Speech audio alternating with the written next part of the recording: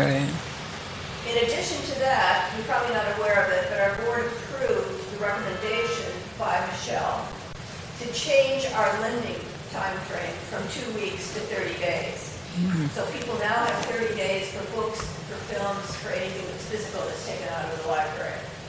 Okay, so in addition to that, we will begin doing a reminder notice to those who are holding books and physical materials that need to be returned. In other words, giving them a notice, because it's really not our goal to collect fines and fees and that type of thing. We now have 6,546 registered patrons, of which 6,108 are residents. Since our village population covers around 10,000, that would give us about a 60% That's pretty good. resident rate.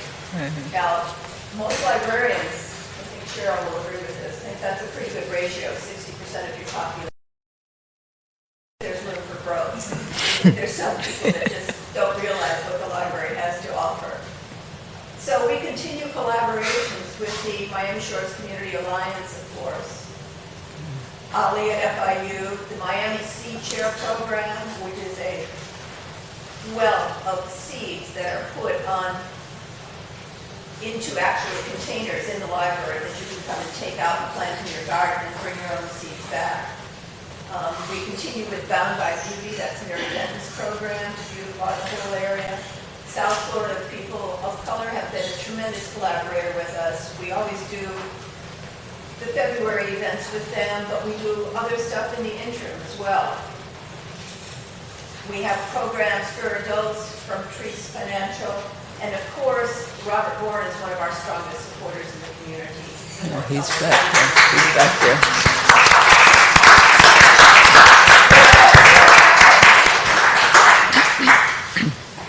We are so grateful to our wonderful staff at Brockway, under the direction of Michelle, and our adult librarian, Francis Walsh, and of course our children's librarian, Brenda Holsing, and the whole staff for all the scrubbing and sanitizing and logging in of visitors at the front door and running out curbside orders and all the things that they have to do to keep up with COVID protocols and basic library procedure.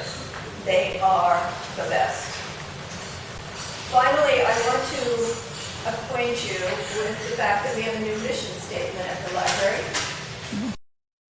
It's developed over the past year, and I will read it to you.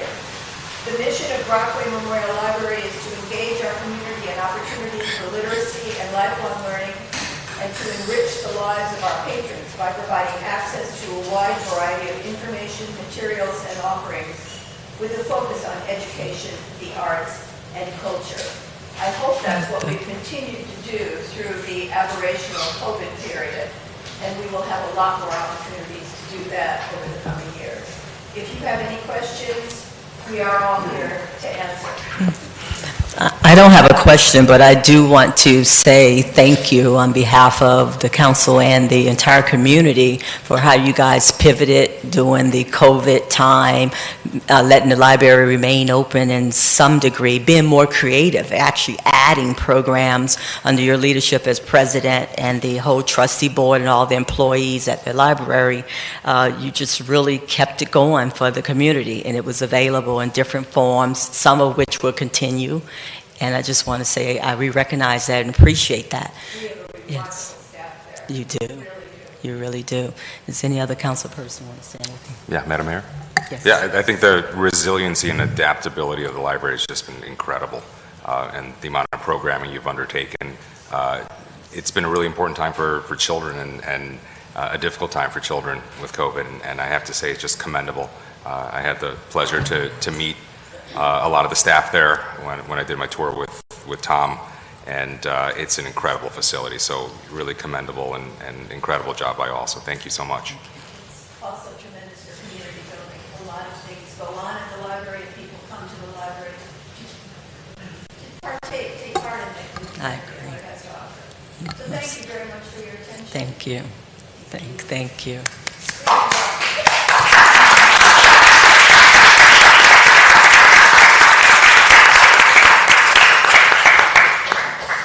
I did a lot.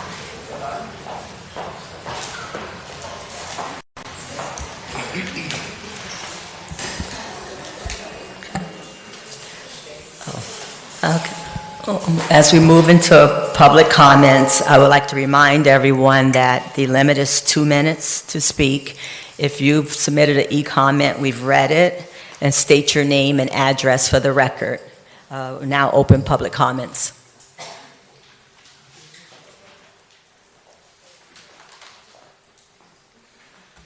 Good evening. My name is Robert Menchie. I live at 1102 Northeast 105 Street, Miami Shores, Florida. And I'm proud to be a resident of Miami Shores. I was here at the last council meeting on June 1st, and I was taken by surprise at what happened after the meeting. I don't want to dwell on any of the particulars about it, but I think it's important that we all need to understand and respect each other. Manners, morals, ethics, respect for authority and each other's opinions are very important. Regardless of what other people think, it's up to us, to set that example. And I won't dwell on that any further, but I think we all need to take into consideration what's going on. We're all under a lot of stress. We've been through COVID, but we're here. This is where we want to live, and this is where we want to be. I had a longer period and volume here, but I don't think it's appropriate. I think we all understand what needs to be done. Thank you. Thank you, sir.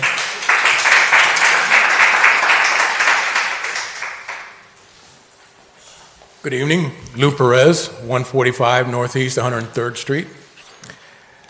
I'm here once again to speak to council and our residents with regards to our traffic enforcement issues. Since our last meeting, I would like to take this opportunity to thank the mayor, council members, and our interim manager for the enhanced presence of our Miami Shore police, who've been monitoring traffic throughout the village.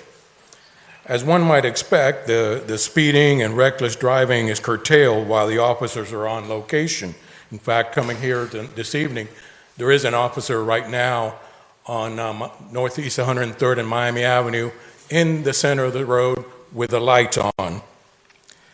I hope that this enforcement action will continue and that maybe start getting the officers to start handing out actual tickets. It's only going to work if it hurts the pockets of the people that are offending and causing, and of course they get traffic, their points in their driver's license, which is even worse. So again, thank you for starting this initiative. It's been quite a while that we've been asking for this, and frankly, the last couple of weeks, it's been quite refreshing to see that. So again, thank you very much. Thank you, sir.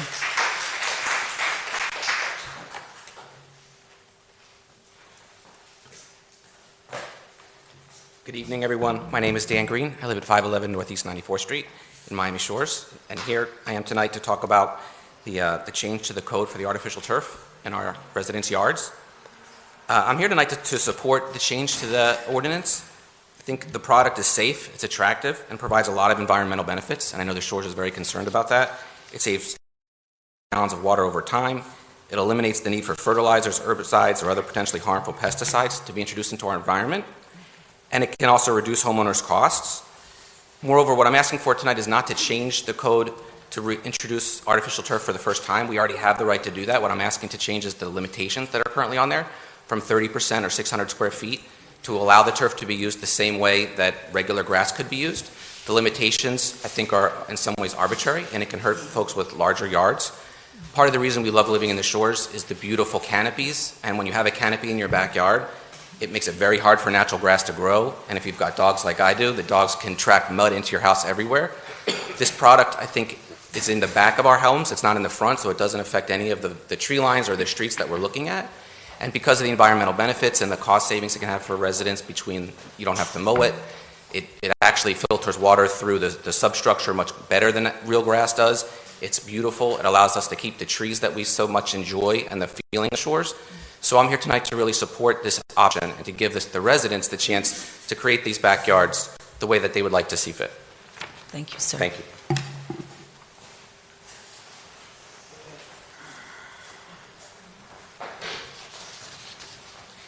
Hello, my name is Catherine Garcia. I live at 553 Northeast 101st Street, and I'm here for the flip side of that previous comment. I'm here to oppose that measure on synthetic turf. We need more healthy carbon sequestering soil and more green spaces. We do not need tons more toxic chemical leaching and unrecyclable plastic trash. The life cycle of artificial turf includes the production of plastic from polluting fossil fuels and fracking, grinding up of scrap tires, continuous microplastic pollution, unregulated infills on some of the newer sorts, required regular maintenance with toxic cleaners, generation of heat islands, especially important here in South Florida, removal and disposal to landfills, because even though it's claimed to be recyclable, it's really not. And then the cycle starts over. Synthetic turf also comes with a long list of dangers as metals, mercury, arsenic, and a long list of carcinogens. In particular, for this ordinance, I know this is talking about expanding the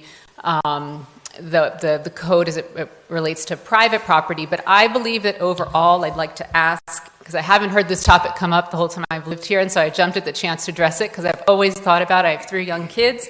In particular, as it relates to public areas like the tot lot, I would like for the serious health risks imposed on our community's children to be considered and studied. I request that this measure be reviewed and advised upon by the Sustainability and Resilience Board before taking any further action regarding synthetic turf, so we can all as a community be about the health and environmental risks. Thank you. Thank you.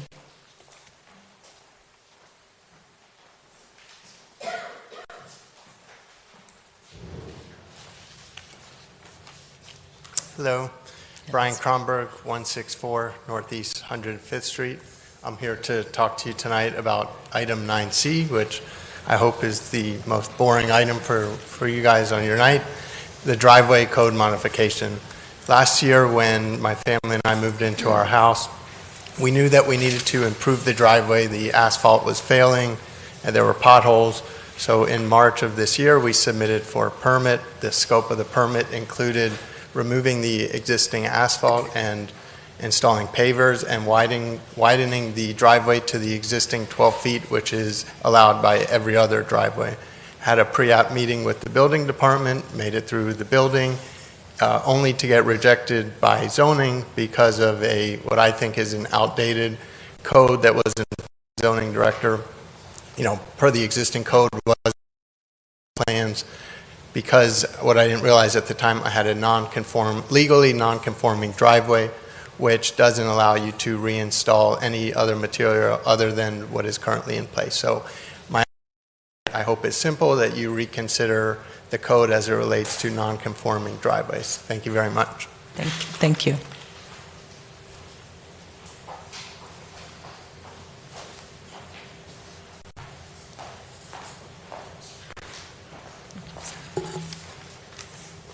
Good evening. My name is Damon Stinson.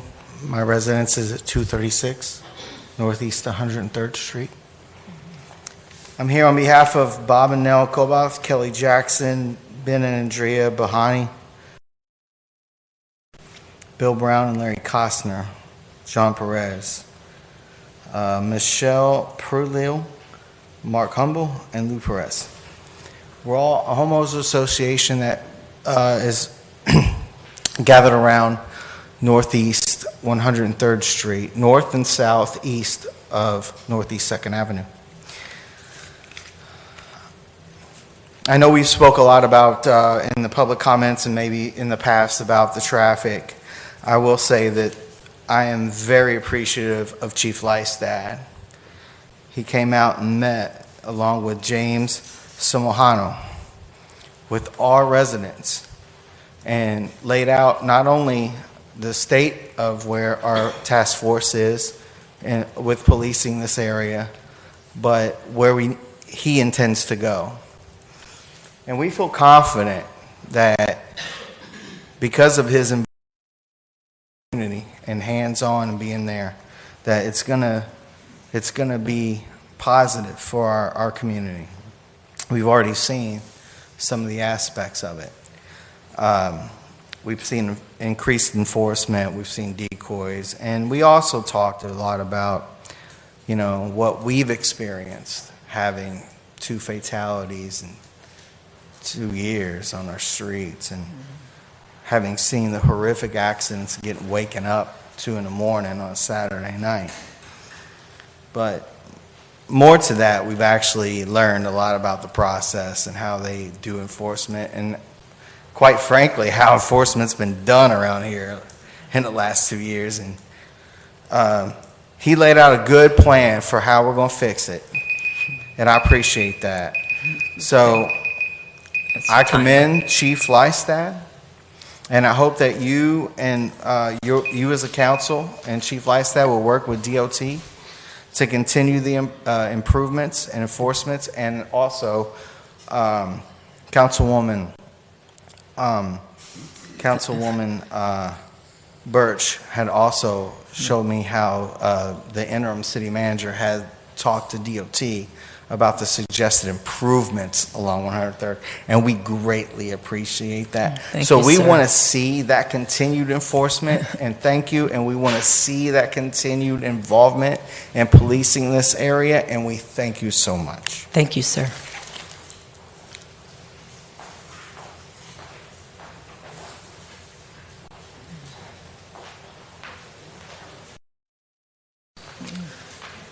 Good evening. My name is Ethan Grossman. I live at 320 Northeast 100th Street.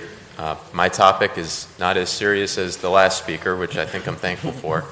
I'm speaking tonight to support the change in the artificial turf ordinance. First and foremost, I want to thank all the council members that have made themselves available to hear what's going on and what our residents are dealing with. I became familiar with the artificial turf ordinance during a process of installing my family's pool. We found significant limitations, especially the limitation around square footage, just being far insufficient in order to make our property usable and in order to maintain the wonderful canopy that we continue to enjoy. There's a few of us working together on this, and our goals are threefold. First, we want to treat artificial turf the same way as regular natural grass. We want to clean up a few pieces within the ordinance that are just kind of annoying to everyone involved, both the city, the village staff, and the members of the community submitting permits. And then we want to grandfather in a number of our residents that already have turf installed, and either because they bought the house that way or they didn't realize there was an ordinance to allow them grandfathered in. There's been some comments tonight about artificial turf and some of the drawbacks, and I'll tell you, there's a lot of positives. I do think it's something that's, I've seen some things on the internet that may not be as fact-based, and the things that I've found that are fact-based, it shows to be quite safe. It has fantastic drainage, actually far in excess of the loam soil that's very common. Loam soil drains at about 1 inch per hour, and the products that are on market that are required by code, because we kind of require everyone to buy the highest end product, actually drain at 30 to 60 times that rate, 30 to 60 multiples of that rate. So it really won't impact the drainage as some people are so concerned. And then when we look at overall environmental quality, there are a lot of benefits that I'm happy to go into. You all have a good night. Thank you, sir.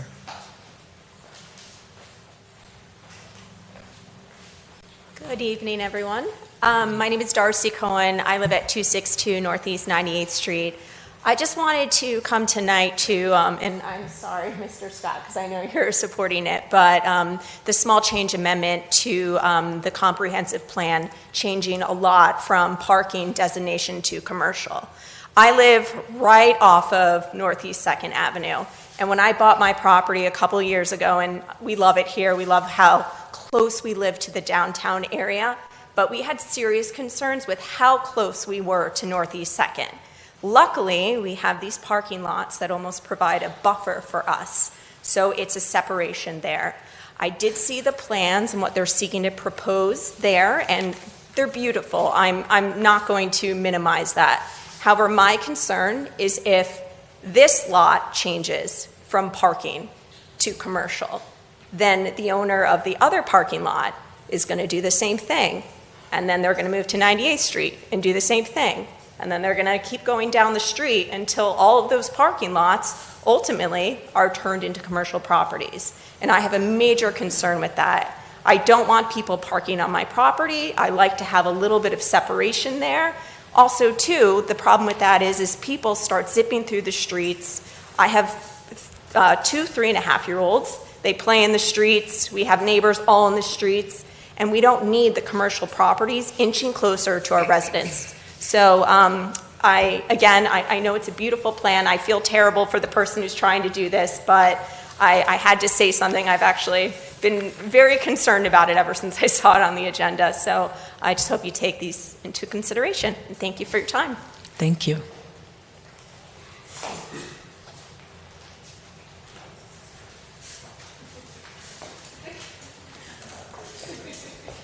Good evening, members of the council. My name is Bill Perry. I live at 340 Northeast 94th Street. I don't know the protocol, I haven't been here in a while, but it's good to see you all, and congratulations to the newly elected members of the council. Thank you. I have been a resident here for 30 years. I've had an opportunity to raise my children and now my grandchildren here. As I enter into retirement, I see this community as a lot of potential. However, I'm also a realist, and I see that it's a tale of two cities. You have the west side, and you have the east side. And at the end of the day, I've faced a lot of challenges that I've faced head-on initially coming to this community, and I've found that talking about each other, you need to start talking to each other. Now, from what I understand that took place, and I'll refer to it as a mini insurrection in this last council meeting, where a member or members of this council were accosted physically, I would anticipate that you all would do a thorough investigation of what took place to ensure that these type things don't happen again. And I believe that is ongoing. In any way that we can assist and have input in that, we look forward to that. Again, we need to talk to each other instead of about each other, and find that, every time I've come here, it's always been decorum, but what I've heard most recently really disturbed me, and I want to come express my participation, what I can bring to the table to help in solving these particular issues. Thank you. Thank you.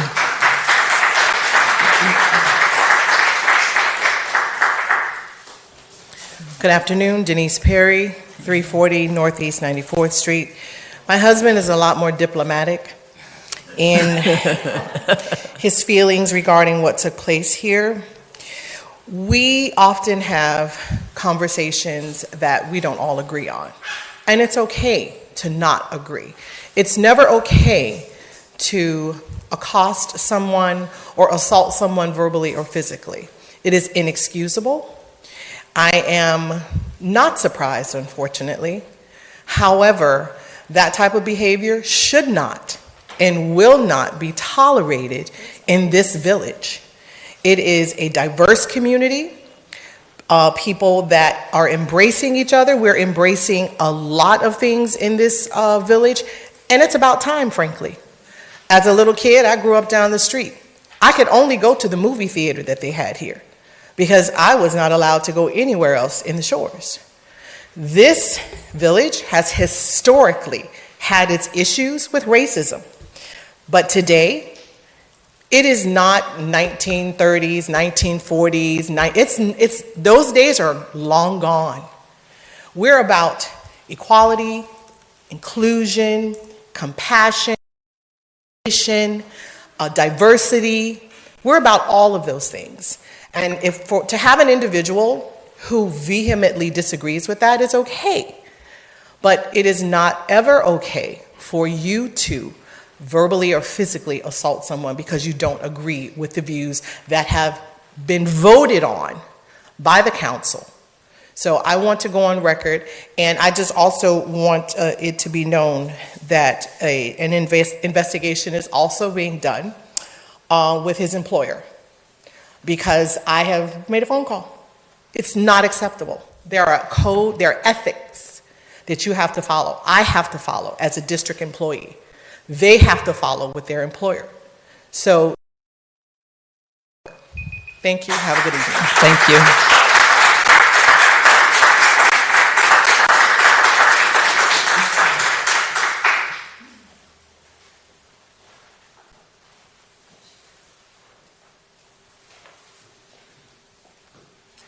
Mayor Harris, council members, good evening. Good And evening. all other distinguished people. On June 3rd, I attended and enjoyed the Haitian art collection in the Brockway Library. Excuse me, could you state your name for the record? Oh, I'm sorry. Martha Stobbs, I live at, Martha Stobbs, I live at 828 Northeast 99th Street. As I said, I attended the Haitian art collection on June 3rd, and Haitian art is a very colorful and happy art, and Mr. Roseman is truly a talented artist. It was wonderful to see all these wonderful paintings that he does. And as a bonus that evening, he actually prepared a dinner of Haitian food for the guests to enjoy that Michelle announced that we would enjoy that evening. It was really a nice evening. But I have to say I was a little disappointed and a little embarrassed because there were very few people there. And I was surprised that not one member of the council was there to enjoy this community event. Now, I understand that sometimes there's time element, there's all kind of things that keep jobs, whatever. But I really hope that we all, including myself, will make an effort to attend these community events. However, I was encouraged because I understand that the event on the 10th, the Pride event, was much better attended, and some council people were there. So that's a beginning anyway. In my opinion, and I've been a Shores resident for 52 years, and I'm a Miami native, I think that when there's a community event, it is really important we all participate, that the council, who is our village government, should at least have one representative. I understand everybody can't be there. We all know that. Because, unfortunately, most residents aren't able to attend these or choose not to, maybe. And so the only time that they really get to see the council people are at some events, and it's very nice for them to see you and to chat with you when they wouldn't have any other opportunity. I'd be really surprised at how many people do notice who goes to these events. So I hope we will all, including myself, make a better effort to support these events, because we have some great events in the Shores for families or just individuals. And by the way, next week, June 22nd, I believe, Seth Branson is presenting a program on lost restaurants of Miami, and I'm sure it will be delightful, probably a little humorous. Now, for me, since I'm a native, it's going to be fun for me to go, and so I hope that more people will show an interest. It's 11 o'clock in the morning, so if you're employed, because that's be a different thing. But I think it would be fun for all of us to go. And I'm looking forward to me going and seeing you all there. Thank you very much, ma'am.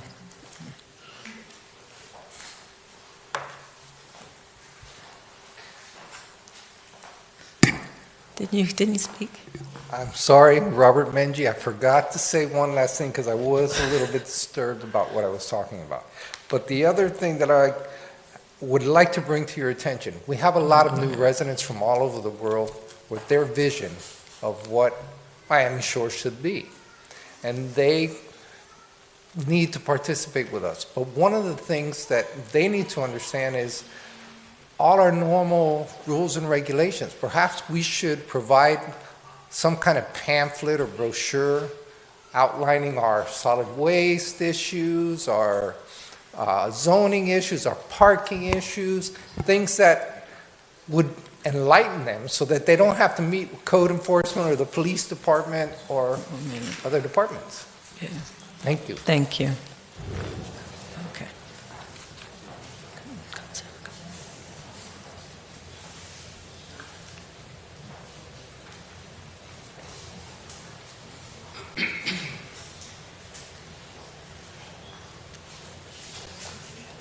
Patrick Sullivan, 460 Northeast 103rd Street. First of all, I do appreciate the heavier police presence on 103rd. I live on 103rd and 24 hours a day. It's like I do appreciate that. Second of all, of course, the library. Very appreciative for everything the library does for us. Thirdly, did you say your name was McGee? Menji. You mentioned, and that's something that has been on my mind for a while. I'm a resident a long time. You can't find people to do jobs, roofers, etc., because there is no official Miami Shores link. Now, I know there's kind of like a maybe we could get in trouble if we recommended someone and they didn't do a good job. Well, what is no recommendation? You know, I was trying to get gutters. Trying to get find cabinetry. You really don't know, and I think that's one of those things that would be helpful to residents, and not just a Chamber of Commerce thing. There are other vendors, and I don't know how you would go about that. You know, thank you. Thank you, sir. Are there any other public comments?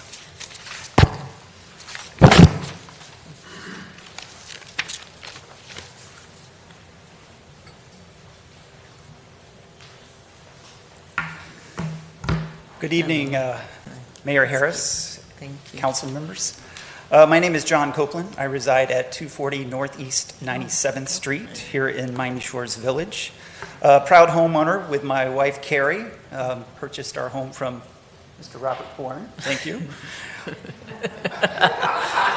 No advertisement in For some here. applause there. I'm here tonight to speak in support of items 7B and 7C, the rezoning of the lot from parking 1 to business 1. As homeowners in the immediate adjacent lot to the east, we look upon this lot daily. It's an empty scrub lot offering no significant value to our home property, but also as a reminder that it's a desolate wasteland right beside our house, offering no value to the village of Miami Shores at all. And so we feel very honored to be able to support this project. We've been to all of the Planning and Zoning Board meetings and spoken as well. We've met with the architect, we've done walkthroughs, we've written letters of support. We feel like this would be a tremendous asset. It will be a right-sized building with a right-sized business opportunity for the village. This will be an office for this firm. So it's going to be well done. It'll also bring a creative workforce to the village on a daily basis that will be patronizing businesses and restaurants. And it's a 9-to-5 business, and it's not open on nights and weekends.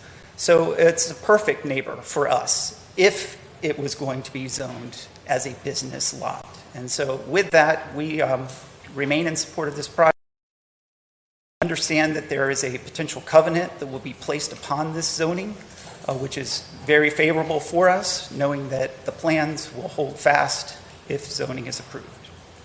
And so with that, I thank you so much for your attention. Thank you, sir. Okay, it looks like no further public comments. We'll close that section of the meeting. You said something? Okay. Okay, that's closed public comments. Madam Clerk. Next item is the consent agenda. Madam Mayor, I do have to pull item 6C to note a correction to the May 25th, 2021 special meeting minutes. However, if it's a pleasure of the council, you can take item 6A and 6B for approval. Okay. I would move to approve 6A and 6B. Is there a second? Second. Okay. All in favor? Aye. Aye. So the item 6C, approval of the May 25th, 2021 minutes. I need to make a correction to the roll call that reflects Tom Benton present. He was not in attendance. So staff is asking for a motion as amended. I move it as amended. Okay, is there a second? Second. All in favor, say aye. Aye. Aye. The motion passes. Thank you.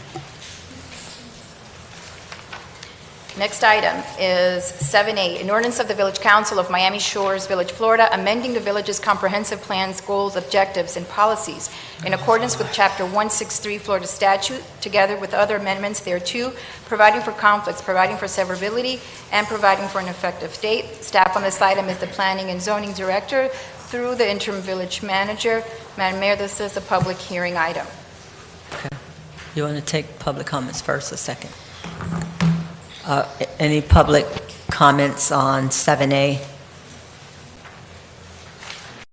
Seeing none, Mr. Kendall, please. Thank you. Hi, good evening.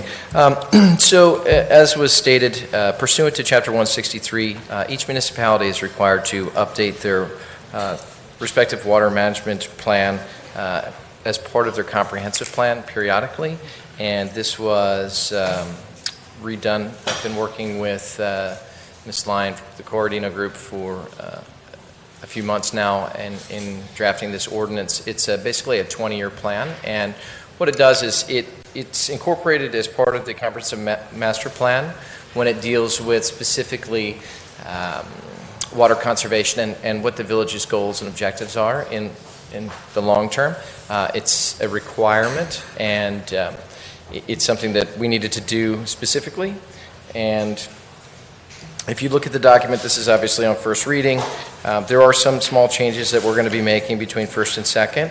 There are some small issues with that we've identified specifically, maybe on page 4, one of the dates is incorrect. But again, this is basically the 30,000-foot view of the water supply for Miami Shores Village and what's going to be needed to serve the existing and sort of new development within the jurisdiction over the next 20 years. And it is a projection and obviously a very extensively comprehensive plan, which we're going to be updating and inserting in the comprehensive plan, which we'll obviously be submitting. Again, I've got Ms. Lyon here, and she's going to spend a few minutes talking about the actual plan itself, or specifically answer any questions that may have on the draft that we currently have. So at that point, I'll turn it over to Ms. Lyon.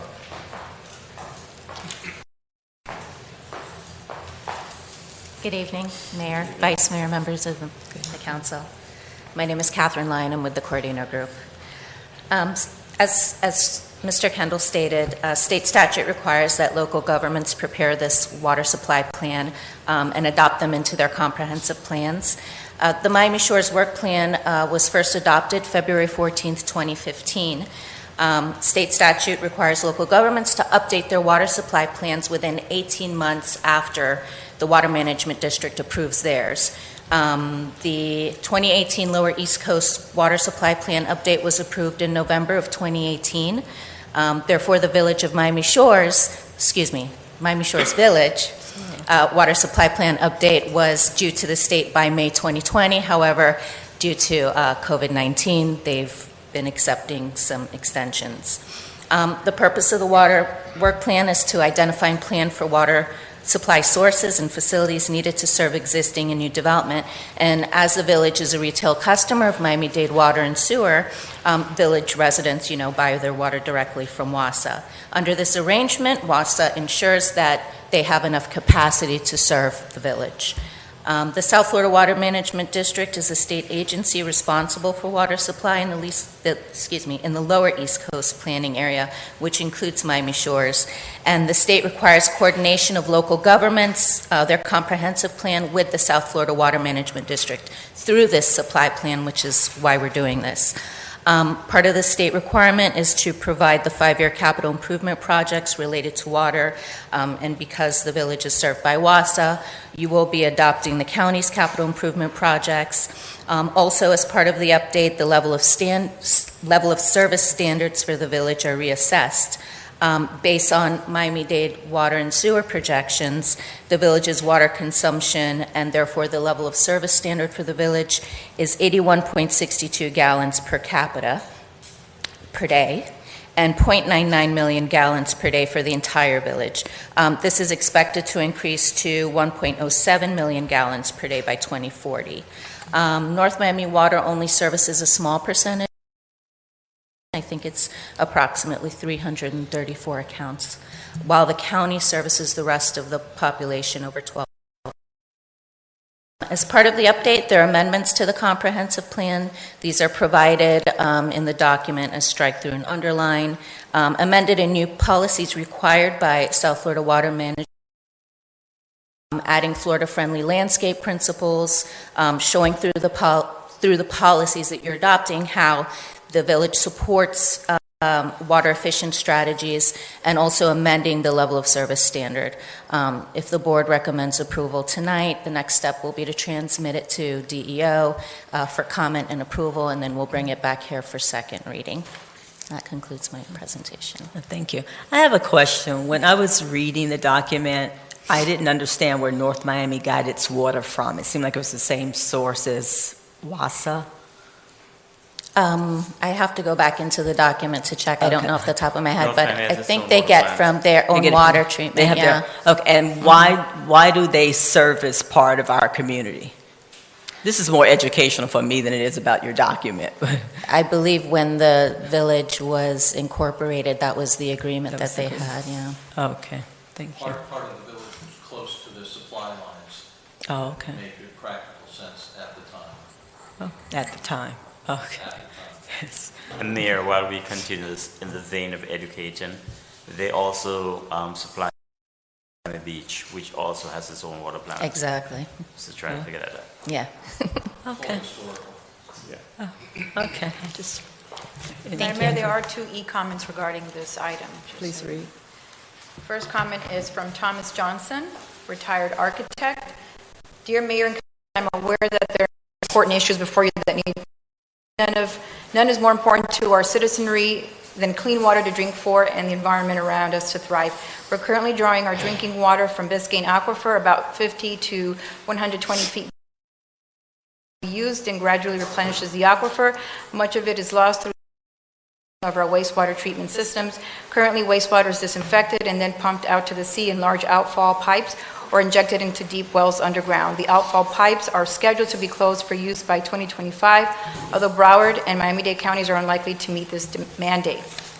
By using the deep wells for disposal, we are essentially employing fracking technology to impose of our wastewater, and we do not know what the consequences of this are and when their capacity will be breached and our drinking water soiled. Even if we knew this technology was safe, which we do not, by injecting the water deep underground, we are draining the aquifer we rely on for drinking water at an even increasing rate. We know from the drainage of the Everglades that this is a bad strategy. Already over 20 drinking wells have had to be closed due to contamination of the water, mostly I believe from saltwater intrusion. This will get worse from the projected sea level rise. We need to create a tertiary wastewater treatment system so that the water coming from those systems can be used on the land and returned back to the aquifer beneath us. This is completely possible to do, but it requires acting now for the new plants to be ready in 10 years. In 10 years, the projected sea level rise will already be causing a lot of existing septic systems to fail, and there will be urgent need to connect homes to public wastewater systems for which there is no capacity today. Thank you for your attention to this. Can we ask the manager of South Florida Water Management District to explain where in their budget and planning this problem is being addressed? I do not see it in their current report, which we are considering at today's meeting. Respectfully, Thomas Johnson. Next. Victor Bruce, local architect and resident at 370 Northeast 101 Street. Good evening, Mayor and council persons. I'd like to make a public comment about this agenda item and its purpose to identify deficiencies left unresolved as they relate to potable water infrastructure in Miami Shores. We have worked with many homeowners, and whenever the addition of a bathroom is part of the scope, the project runs into problems with the water sewer department in Miami-Dade County. WSD, and WASA. In some parts of the village, like Northeast 94th Street, the main water line has been upgraded, which means it has been essentially enlarged. But in many other locations in the village, these water mains remain undersized to provide the adequate water pressure to a home that could be increasing from 2 to 3 or 4 bathrooms. The county simply states that the homeowner, through a letter provided by the design consultant, be the plumbing engineer or architect, has to if they want their permit approved by WASD. The county simply washes their hands and leaves it to the homeowner to accept conditions as they are, or to spend their own money or increasing the sizing of the water main, which becomes a costly endeavor. This concludes our comments.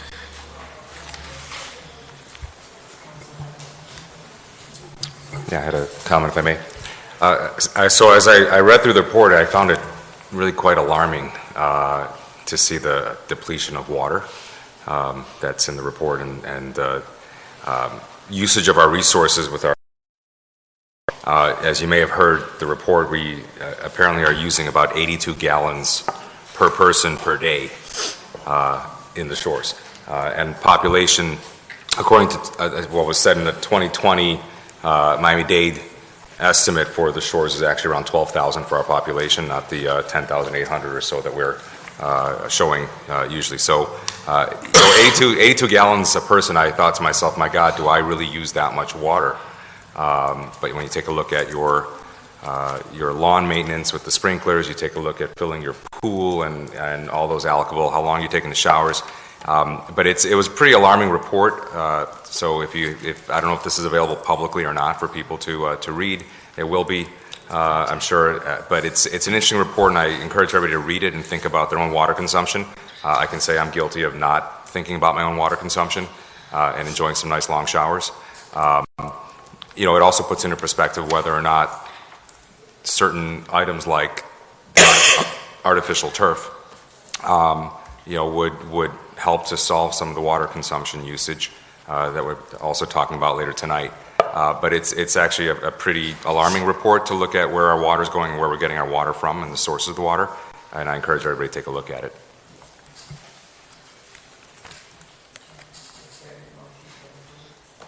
Mayor Harris? Yes, Mayor Harris? Yes. I don't know how well you can hear me, and I've seen some frequent freeze-ups in my connection, and I apologize for being away, but I do want to point out a couple of sentences in the water plan. I know it's a box that we must check and we must go forward with as part of the regulatory portion of the comprehensive plan. However, it does give us the opportunity, and the two public commenters have done a good job of saying some of the problems that we have encountered with water and sewer authority. I would underscore the idea that perhaps someone from Water and Sewer Authority can better explain to us the progress they intend to make with the incredible budgetary allocations. There's an awful lot of taxpayer money there. And new sentences I'd just like to point out. One is to identify deficiencies left unresolved. I believe it's our part and staff's part to make sure that we keep a comprehensive list of those deficiencies. And then make sure we try to negotiate with those with WASA. And the other one is the intent that's mentioned in WASA's plan to defer and avoid significant expenditures. That to use conservation to avoid the need for costlier water supply projects in the future. That is their comprehensive goal, and it worries me that with that comprehensive goal that we're dovetailing into as one of their customers, that we have a low expectation of the colossal mess. And in some neighborhoods, there have been as many as 3 or 4 water main breaks. If you've ever lived on a street that's had a water main break, you know that there's nothing messier and more troublesome for a homeowner than having one of these. It's an emergency, and it is a very difficult thing to navigate as a residential owner. So I'm just taking this opportunity, knowing that we need to move forward on the item. I'm taking the opportunity to say maybe we should have a speaker on this from WASA. Thank you. Yeah, and Mr. Manager, will you through you follow up with WASA on that? Because I asked you a question earlier today, something similar, that this is not the intent of this document. If I may respond to that, you are correct. And I would just like to bring up that the Resiliency and Sustainability Board is currently working on a village-wide community action plan. It is a comprehensive plan which is going to address many of the issues as far as resiliency, water conservation, recycling. This is something that you will see in the very near future, and I believe will cover a lot of the topics in a much more specific way, and we can certainly address that concern, I believe, a little bit more when that moves forward and is being brought to you. So, I was told that the Resiliency Committee is submitting reports to staff that hasn't been shared with council. Is that by you want to wait for some presentation, or? No, not at this point. There was specific items that were going to be brought, but certain members of the council wanted to be present before certain discussions were had. So I haven't brought things to the full council yet at the request of individual members who are not currently potentially here, which would like to be able to speak to those items specifically in person. Okay, because I spoke to the committee and they said that they were presenting like staff reports with some frequency. But okay, that's fine. I'll wait. Okay. Okay. I think we need to approve this. Is there a motion to approve this or any further comments? Or I move for approval, Madam Mayor. Thank you. Any seconds? Second. All in favor? Aye. Alice raised her hand. Thank you. Item 7B, an ordinance of the Village Council of Miami Shores Village, Florida, approving a small-scale amendment to the future land use map within the village comprehensive plan consistent with 163.3161, 163.3184, and 163.3187 Florida statutes, redesignating the future land use designation for certain property from parking to commercial, providing for conflict codification, severability, and an effective date. Staff on this item is the Planning and Zoning Director through the Village Manager. Madam Mayor, this is a public hearing. Okay. Is there any public who would like to speak on item 7B? Oh, okay. Come on, let's present.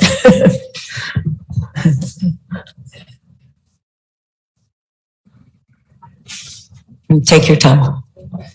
And if I may make a note here, I think 7B and 7C are tied together. And so we would not be necessarily looking at one without the other. So I don't know. Should I read both? Yes, go ahead. We could read both into the record, maybe open public comment for both at the same time. If I may, I'm sorry, Yeah, please. these statutorily have to be taken individually in a specific order. So we'll need to do the future land use map amendment first. If I can just take a minute to maybe explain a little bit of the overall process, just so everybody is on the same page and understands the process by which we're going to be doing something, and then certainly the applicant can speak. But just so those individuals who are not here or for the process involved. So what's happening on this parcel is currently it's zoned in the comprehensive plan as parking. And there's really two layers that affect any specific parcel within any municipality. And there's the comprehensive plan and the land use that's associated with that. And then there's an additional layer, which is the zoning and the zoning regulations which apply to the property. So if a property is to be rezoned, it requires specific things, and you have to amend the comprehensive plan first to allow for the zoning change to occur, and then you have to change the zoning on the property or the layer of the zoning itself. So they have to be taken specifically to amend the comprehensive plan first, individually, and then the zoning has to be changed in a secondary manner. So because of that and the statutory regulations, we can't do them together. So having Madam said Mayor, that, the items can be read into the record. The votes can be taken separately, but just for the benefit of making sure that I read the caption of the ordinance into the record, so that if when you do discuss and referring to one item or the other, that it's at least prefaced or that it's in the record. Madam Mayor, if I may. Yes, sir. If the first item doesn't pass, Pass. you can't pass the Right. second item. So Okay. I think it's cleaner, I'm gonna better do to do them separately. Well, at the same time, I don't want to approve necessarily item 7B and then have 7C fail, just because of the discussion, right? I wouldn't be approving 7B unless I'm going to be approving 7C. Through the Why would I make chair, please. Why would I make a change to the comprehensive plan? I understand. So I'd rather we read them into record so we can talk about them all at the same time, but we can take the votes in order individually. The way we've dealt with it and the way we dealt with it in the planning board is the first item's approved contingent upon the second item passing. Therefore, you need them both or it doesn't happen. Which is also fine, as long as we can add the contingency in there. Yes. Well, Sure. I was ready to step in at the time of the vote to make that clear. Mr. Kendall, please proceed. certainly. And just for the record, the Planning and Zoning Board did hear both the 7A and 7B. They approved it unanimously, 4-0. There was one member. 7B and 7C, correct? I'm sorry, 7B and 7C, correct, for the record. I also do want to point out that as part of that approval, the applicant who is here and obviously going to make a presentation agreed to place a restrictive covenant on the property, basically limiting construction on the property in perpetuity to a 30-foot setback from the side adjacent to the residential property on the east. So that was the agreement that was said. And then the second was that the structure itself would be no greater than 2 stories or 2 stories or less. The design that they have is actually sort of 1.5 floors, but for the purpose of planning, it's 2 stories or less. So that's the secondary covenant that was proffered by the applicant at the time, although not part of the consideration for the staff report or the planning and zoning board. So that was sort of outside, but they just made the planning board aware of those facts, but that was not, the approval was not contingent upon that at all. It was just consideration of what was being considered. So having said that, I guess we can move forward with the reading and the presentation as well. So. You want to read 7B? Item 7C, an ordinance of the Village Council of Miami Shores Village, Florida, relating to zoning, amending the official zoning map to reflect a district boundary change, rezoning certain property bearing folio number 11-3206-013-4030, consisting of 0.37 acres from parking P to business district B-1, providing for conflicts, codification, severability, and an effective date. Thank you. Madam Mayor, there is one e-comment as well. Go ahead and read e-comment first. Okay.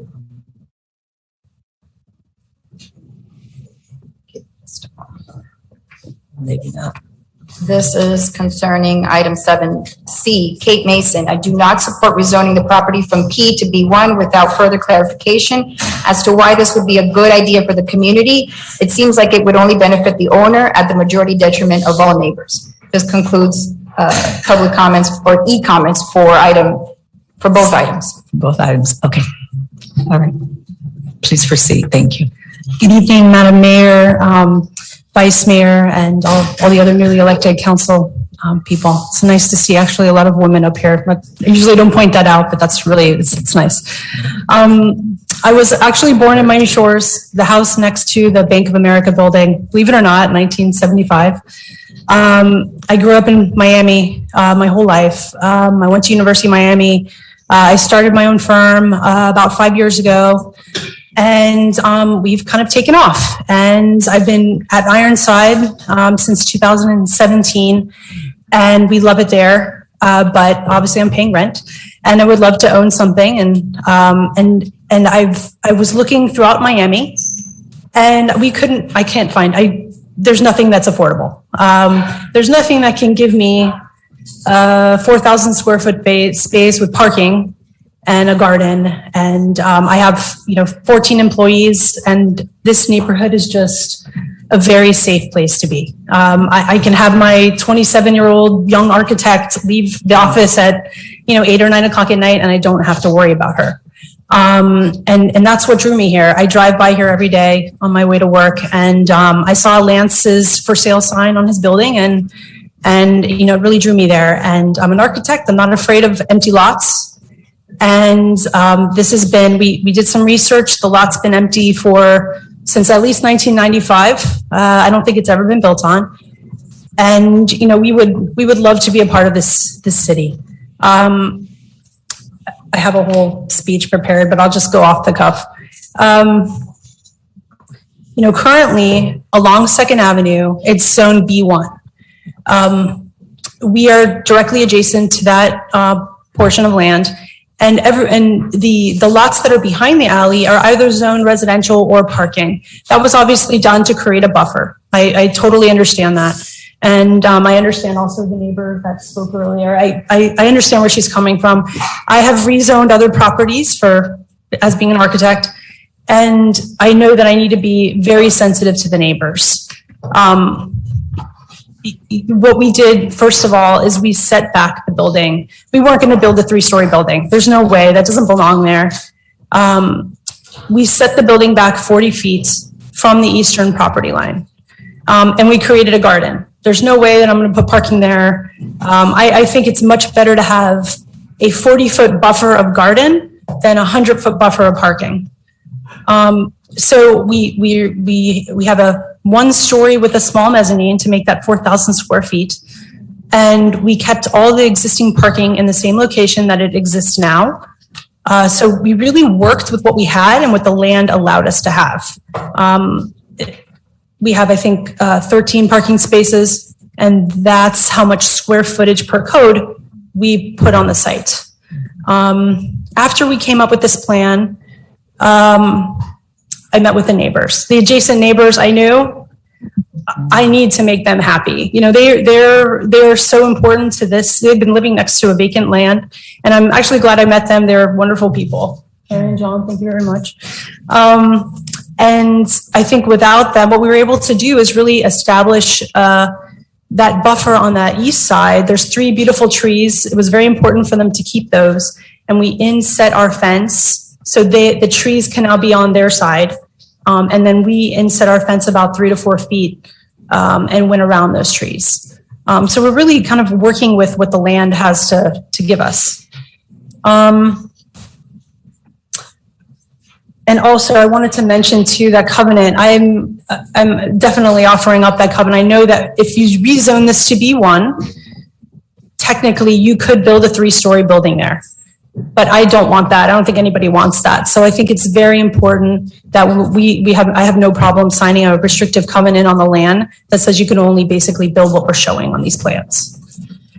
And I wanted to show you some of these are some of the boards that we put together.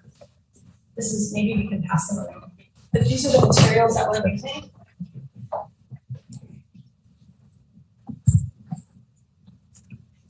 And then this is the rendering of the office that we're proposing. Something very simple. I mean, it's, we try to keep, what we did here in the front, we tried to keep the scale lower. So even though the building in the back is about 18 feet, the building in the front is 12. So as you drive down the street, you're more in line with the houses, the height of the homes. And then you can see here on the side, I'll show you the site plan. And this is what the site looks like right now. Can you pass that around so I can't, I'm sorry, I'm aging, I can't see. Thank you. Also, This is beautiful. Come closer. Yeah. Can't see. Thank you. The site it's vacant, people are dumping on it. But, it's not creating any sort of tax base for the city. And this is what it's going to have. So we kept 40 feet here. That's important. And a garden, Yeah. for the neighbors. And if you look at, we should have it off, but there's actually detail right here. So right here, very close to us, and the shoe repair. Yeah. Ma'am? For the benefit of the public, could you approach the lectern? We can pass it around so that they can also hear and that the live stream can. Do we know police officers around here? You see them? So that concludes my presentation. I'm here to answer any questions that you may have. Is there any other public comments on 7C who have not already spoke about it? Okay. One minute. I actually have 17 support letters for this project, which I can that's enter into the important. record. Madam Mayor? Yes, sir. If I may, just for the clarity of, for the people in the audience to understand why there's two items. We have a comprehensive plan that has a future land use element. In order for a rezoning to be approved, there must be a finding that it is consistent with the comprehensive plan. Right now, the comprehensive plan shows the anticipated future use of this property to be parking. So the first thing that you're being asked to do is change that to commercial. Assuming you do that, the next thing is, are you willing to rezone this property? Changing the future land use map does not affect the zoning. Now you would have to rezone the property to commercial, B1 in particular, which would then allow them to move forward, get their site plan approval and build their project. So that's procedurally what you're being asked to do.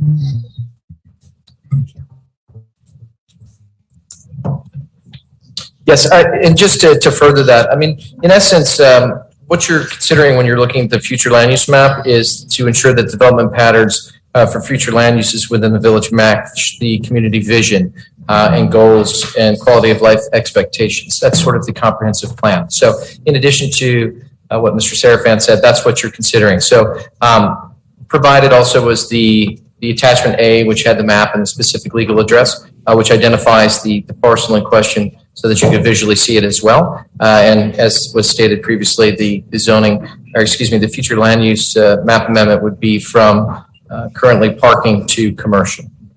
So that's part of the consideration.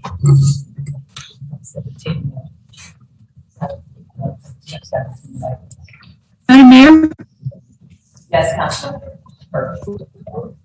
may I ask a question of the applicant, Madam Mayor? Yes? Can you hear me? Yes, I can hear you. Yes. Can you hear me? Okay, good. Okay, I'd like to ask a question of the applicant, Madam Mayor, if that's okay? Yes, it's okay. Go ahead. All right. So my question to you is, did you use the downtown design manual in coming up with your, and was it helpful to you to have that available to you as you came? Now it froze, of course. Yes, we did look at the design manual, and that it talks about MIMO and Miami Modern. And we did bring that into the design. So we have a lot of horizontal lines. And it's also the kind of the 1950s louver design we used, but then made it contemporary as of today, because obviously we want to build something that's contemporary, yet kind of take hints back from the historic architecture in Miami Shores. Thank you. And did you speak with the homeowners behind Yes. as well? There is a support letter from him as well. I did speak to him on the phone. Okay. Do you want to go ahead? If it's helpful to the council, I can tell you I sat at both of the planning board meetings and there was a lot of comment. We heard nothing negative. Tonight, there have been a few negative comments, but at both planning board meetings, everyone was supportive. So I saw staff's memo, and in the recommendations, there really wasn't a recommendation, just said subject to approval of council. But I don't know if Mr. Kendall has a recommendation on these items. Again. He's very diplomatic. Right, I'm going to, I can certainly professionally provide guidance, but as my staff report said, I'm going to defer to the opinion of the Planning and Zoning Board in this matter. Okay. And then for the village attorney, I assume that this would not be a spot zoning? No. Because this is just one property that would benefit from this, so I just wanted to clarify that. It's the way we look at it is you're expanding the border of the adjacent B1. So we've considered the issue together with staff of spot zoning. We're comfortable that should not be an issue. Okay. So I have just a number of comments and questions. I don't know if Councilmember Wagner wants to go first here. Let me jump in There's for your one comments. public comment that was waiting if you want to wait. I don't know if we ever close public comments, but no, it has to be before our discussion. It has to be before. When Mr. Kendall finishes. No, I was going to answer whatever process, wherever you. Okay, then let the public speak then. Thank you. I'm sorry, so I wasn't understanding. I'm That's Kate fine. Mason, 1085 Northeast 97th Street. I did submit the comment, but I understand it a little better now that I'm here in person. And I do want to say, I think it sounds like she did an amazing job trying to capture the essence of our community and with our community in mind. However, I'm still very fearful that it's not this lot in particular, maybe that is the issue, but what about all the other lots that are in the comprehensive plan that are supposed to act as a buffer, and the next person who owns the next lot might not be so mindful? And are we setting a precedent by amending our future use plan in this particular case that we would have to abide by in the future for other owners of other properties in this scenario? In addition to that, I'm wondering if we're going to amend it anyway, why not amend it from parking to residential? That would do away with the vacant lot, and you would just have a home which you have in that area anyway. Those are my only two thoughts. Thank you. Thank you. This closes public comment, except for questions to the applicant and the department director. Go ahead, Councilwoman. Thank you, Madam Mayor. I've lived here a long time, so I've always kept my eye on that lot, right? And I've watched nothing happen for a number of years. That's one point. Number two, you said you're located in Ironside? Yes. Okay. So as we watch development accrue around us, meaning Citadel, Made, Ironside, North Miami, all this developments go. I was often wondering how come it's not attractive for businesses to come here. As you know, Northeast Second is a very important asset to this community. I like that you've incorporated some green space, an area as a buffer. I like that you were thoughtful about that because I think that's important. I like what you've come up with, and I know that you went out of your way to speak with the neighbors, and that's quite frankly the most important thing. And so I take that to heart, and I take that into consideration when I'm contemplating this. But I'm grateful that you came to look in Miami Shores. I see it as a revenue generator and a tax generator for our community. And I hope that if this passes, that you will get involved in the corridor and help us continue to find solutions for Northeast Second. Get involved, get engaged as a business owner here, if it should pass. But thank you for your presentation. I may have other questions later, but thank you for your presentation. Thank you.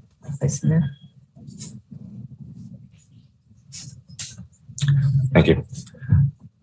So I think the proposed project is one that is beautiful. I think it's really well thought out. I think it's you've done what every council dreams of, which is talk to all the neighbors, get their approvals, especially the ones that are most affected and contiguous and et cetera. And I would love to see that development. So the question that I have to ask is, are we ready for all of those same lots that are on the other side of that alley to ask to do the same thing? And it's not just on that side of Northeast Second, but on the west side of Northeast Second also, we have a whole bunch of parking lots that are all liners. A lot of them are owned by the village. A lot of them are owned by private parties.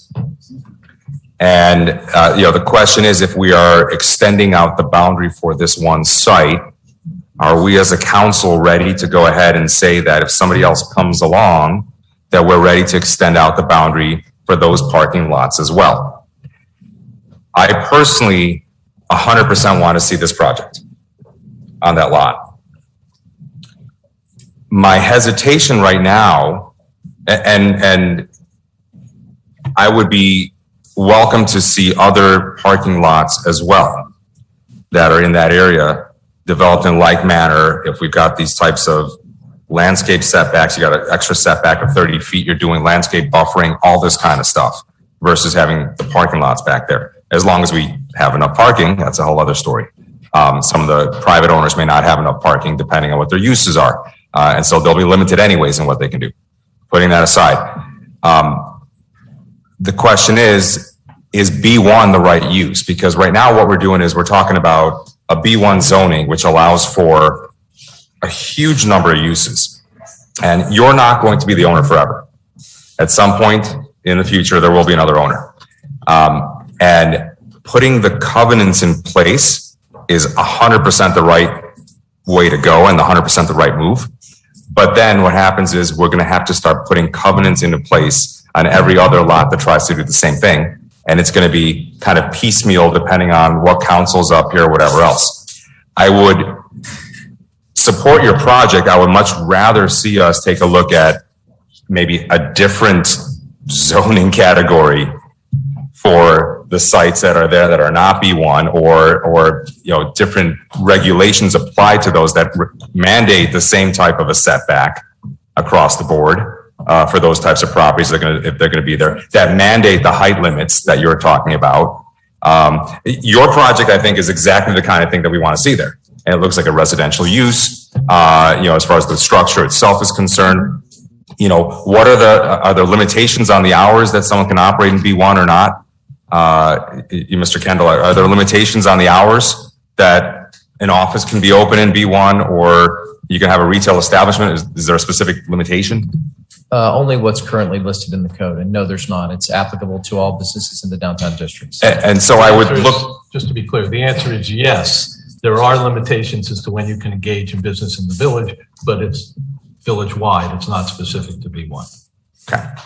So I like the project. I would like to see it happen. I think it's important for us on our tax base to go and have development. It's going to help us. We keep looking at where are we going to generate more revenues from. Our expenses increase. The parking lots are not necessarily doing us that much good there if they're not being used for parking. And I think it's a much nicer thing for the neighbors to look at than an empty parking lot that's acting as a buffer.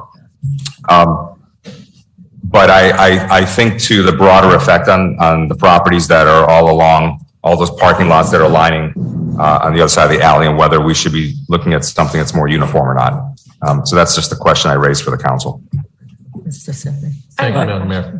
If I may, I can address some of those concerns. Not all of them, but some of them. First of all, my understanding is that many of the private parking lots that are behind these buildings cannot be given up by the owners because the buildings are required to provide a certain amount of parking, and that's it. So they're dedicated to the buildings. If they lost that, they couldn't operate their buildings lawfully. They couldn't put tenants in them. So that may lessen your concern a little bit, and I do understand your concern. Secondly, each application for rezoning rises and falls on its own merits. This is not you set a precedent, now you're obligated going forward. I mean, if it was, nobody would ever rezone anything, right? Look, someone's always going to come forward and say, well, you did it for them, you should do it for us. But if it's not a good idea, this council or future council, hopefully, will vote against it. If it is a good idea and they're entitled to get it granted, that's what will happen. But I would not give, and I gave the same advice to the planning board, I would not be overly concerned about the precedential value of doing this. The third thing is, you're right, it probably would be better if we had a different zoning designation we can put them in, but we don't. And in order to get there, we have to amend our zoning code, which is a lengthy process. And frankly, COVID and lacks of quorums and some other things, these people have already been through a pretty long process. And the final thing I wanted to say is I just want to make sure everybody was clear. My understanding, correct me if I'm wrong, there is no parking lot there. We're not removing a parking lot. It's a vacant lot. You can't really lawfully park on it. There's a few parking spaces. Yeah, a couple, Up but front, yeah. it's primarily vacant. I want to point to that order. from what I'm looking at, they're building on what is a vacant area. Right. The parking lot itself is going to still have the same number of parking spots, is that correct? Maybe more. And you're adding 2 more parking spots. Okay, so you're not getting rid of a parking spot. They're going to technically increase the number of parking spaces downtown, but they're going to be using them. So this is a vacant land that is adjacent to residential homes. And the adjacent- residential homes that you've already spoken to, you've gotten their permission, you've gotten their okay, you've got letters from them saying that they're okay with this. Now, to Vice Mayor Berg's point, this is an office building now. And I heard the other resident, and forgive me, I forgot your name, mention in the future, if we decide, because it's all zoned the same, if we decide that someone purchases this and they want to make it a restaurant, how will that affect the neighbors then? Because right now, this is just an empty, I'm perfectly okay with the project the way that it is. I think that what Vice Mayor Merenberg is saying is there a situation where we need to look into our codes and our ordinances to change that? So that if we do approve this, that in the future, that a person doesn't put a bar there, that a person doesn't put a restaurant there. I can respond to that. First of all, you are correct. Restaurants are allowed by virtue of prior council's actions in the code in a B1 district. However, any change of use from an existing approved use in the B1 district requires planning board approval. And there have been times, in fact, I've gone to court to defend the planning board denying a change of use, and we prevailed. But to be clear, this is not a parking lot that matches the other parking lots that people are going to be able to say, I want to sell pieces of my parking lot. This is a to one-of-a-kind, unique piece of property. Thank you. Is it a parking lot that's vacant right across the street from it? If it's a parking lot, I don't know if you can call it vacant. Yeah, all the parcels to the north, as are reflected in the map, are zoned parking. Yes, that's correct. If you look at the Exhibit A, you can see each one. So I'm familiar with it. And I also spoke to the immediate neighbors who were actually just really excited about it. I do like the empathy and the consideration you've given to them. You're actually going to improve on their current circumstance. So they were advocating for you. They were, happy to talk to me about it. So, but it is a parking lot like right in front. That's a lot, right? So, okay. Are we able to include in the covenant that it will only be used for office uses? Or are you saying that anything else in B1 other than restaurant, if it's not pure office, requires a change of use? I'm not saying either of those. Here's what the legal department's position is. It's always dangerous and arguably wrong to seek to exact from an applicant concessions. The concessions that have been put on the table were put on the table by the applicant voluntarily in front of the planning board and gratefully accepted and received. In addition to that, use restrictions by way of covenants are also a little tricky. I mean, we use a covenant restricting properties to single-family residences primarily to give notice at the time of closing. It appears in the title policy, so people can't say, oh, I bought the house thinking I could, use it as a duplex. But from a legal standpoint, I'm not real comfortable at all with trying to exact a use covenant. Our primary protection is a change of use would have to be approved by the planning board, just like anywhere else in the B1 district. And if it's an inappropriate use, you got to put good people on the planning board like you have now, and that's what they're there for, is to protect against inappropriate change of use. Madam Mayor? Yes. Madam Mayor? Hi.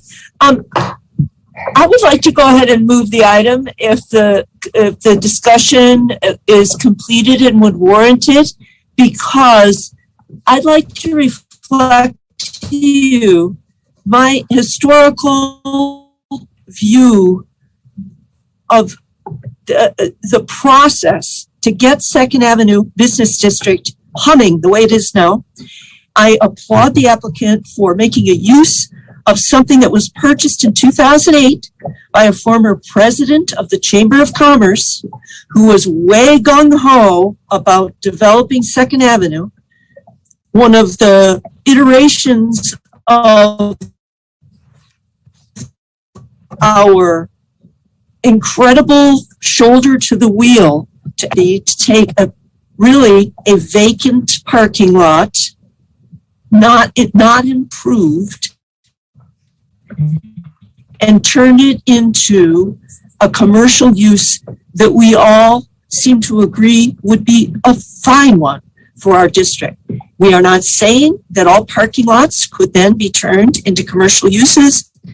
As we see, the sausage was made in the planning and zoning threshing floor. And in these future items that are coming up in the agenda, we're going to want to have that threshing floor for those future possibilities. And it's an important one, and I thank those volunteers. And I would like to go ahead and move the item if it's at all possible with my colleagues. Is there a second? I'll second it, Madam Mayor. Are we voting separate on 7B? Correct. 7B, we have been moved and seconded.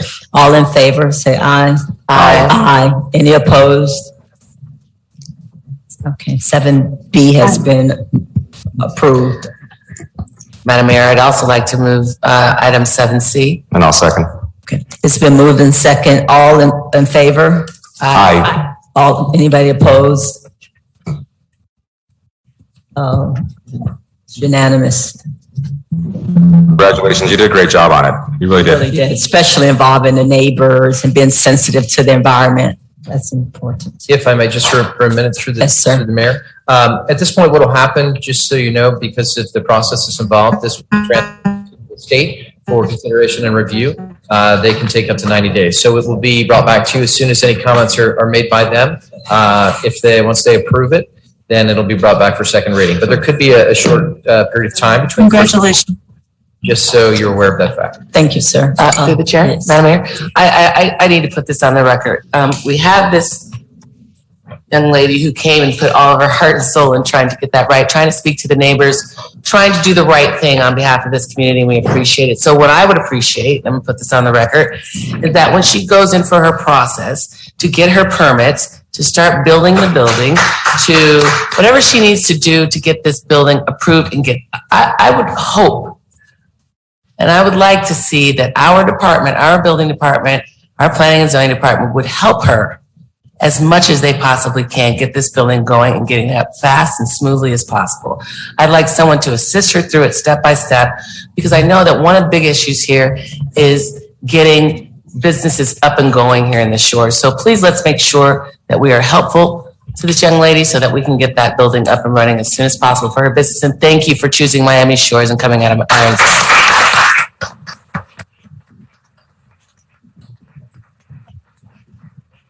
And tell the rest of your neighbors at Ironside to come visit. Get out of the way. It's so heavy.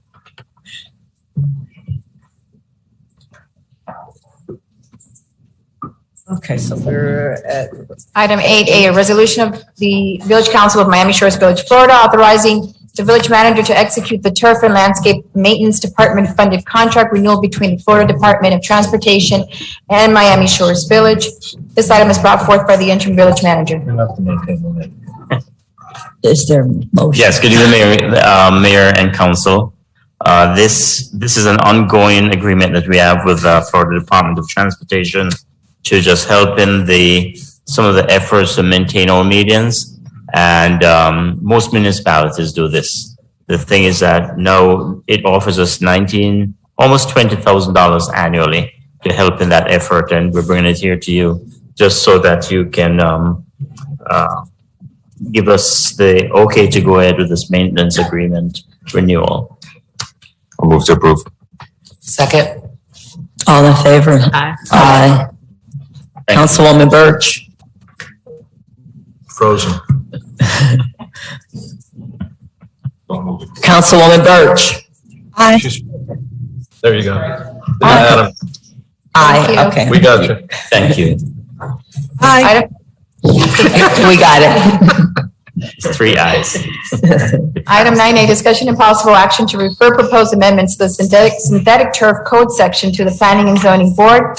This item is brought forth by Councilmember Crystal Wagger. Public comment. Anybody who have not spoken on an item in the beginning is free to speak on it at the item at this time. Seeing none, we close public comments on this item. Thank you, Madam Mayor. I brought this to the attention of the council because as new people move in, and folks who have lived here for a while, there have been a lot of questions around the use of turf. And when I was first elected, I was privy to the vote for the change in the turf ordinance wherein we had the 600 feet and the 30%. So I was a part of that. I wasn't aware of all the other ramifications or any other residents until I kind of looked into this further. I did some research around the county and looked at other municipalities, surrounding municipalities, as well as Miami Beach and Surfside and Sunny Isles, et cetera. And we seem to be one of the few, if not the only municipality that has this arbitrary number of 600 feet and this 30%. So we are the only municipality. I think there might be one more, but can't recall it at the moment. I think I would like to give residents an opportunity to be able to use their backyards productively, continuously, and I think this may solve that issue for some of our residents who cannot grow grass because we have our beautiful tree canopy. For residents who want to use this around their pools and their decks. I realize, Mr. Attorney, that there is a process here.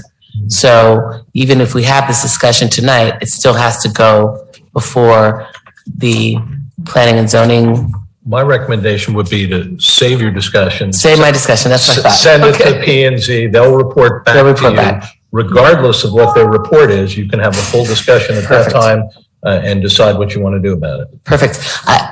And in saying that, I'd encourage my colleagues on the dais to sort of look into this for yourself, but I think there is an appetite for this around our village, and we should be looking to assist our residents in beautifying their lawns. So I'll leave it there. Mr. Kendall?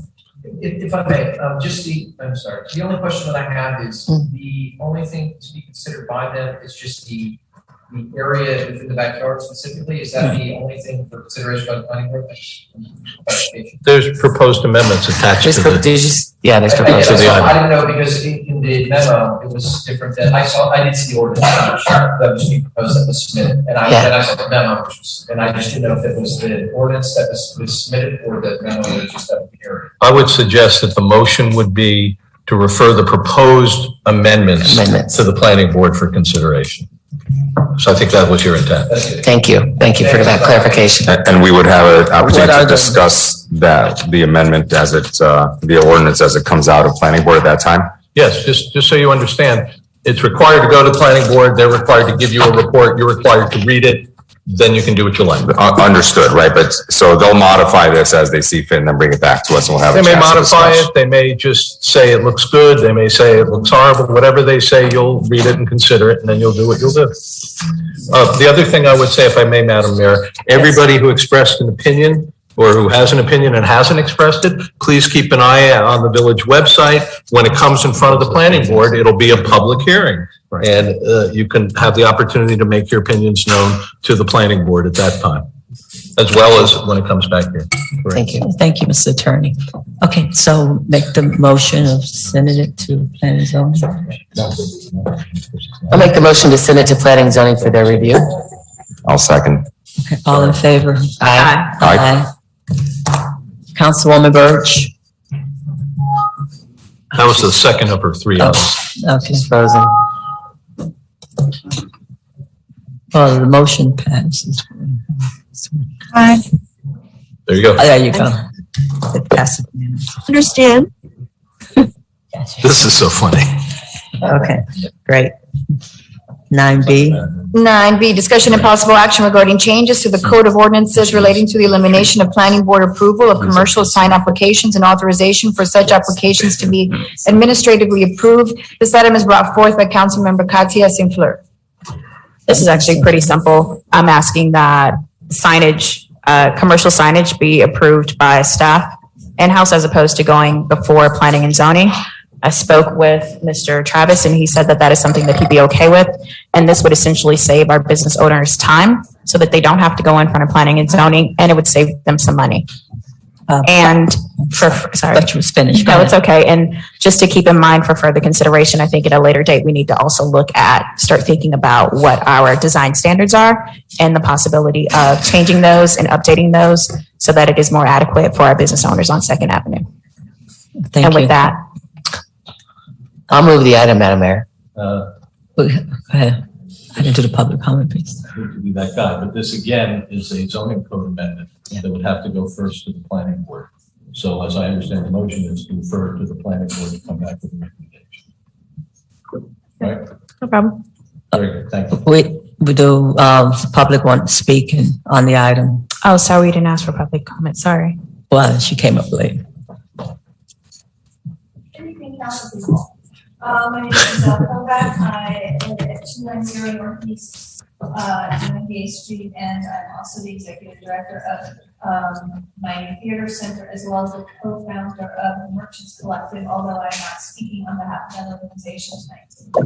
I am part of putting this change in the approval process of commercial signage. Currently, it is an incredibly cumbersome and expensive process to go through now, particularly falls on small businesses.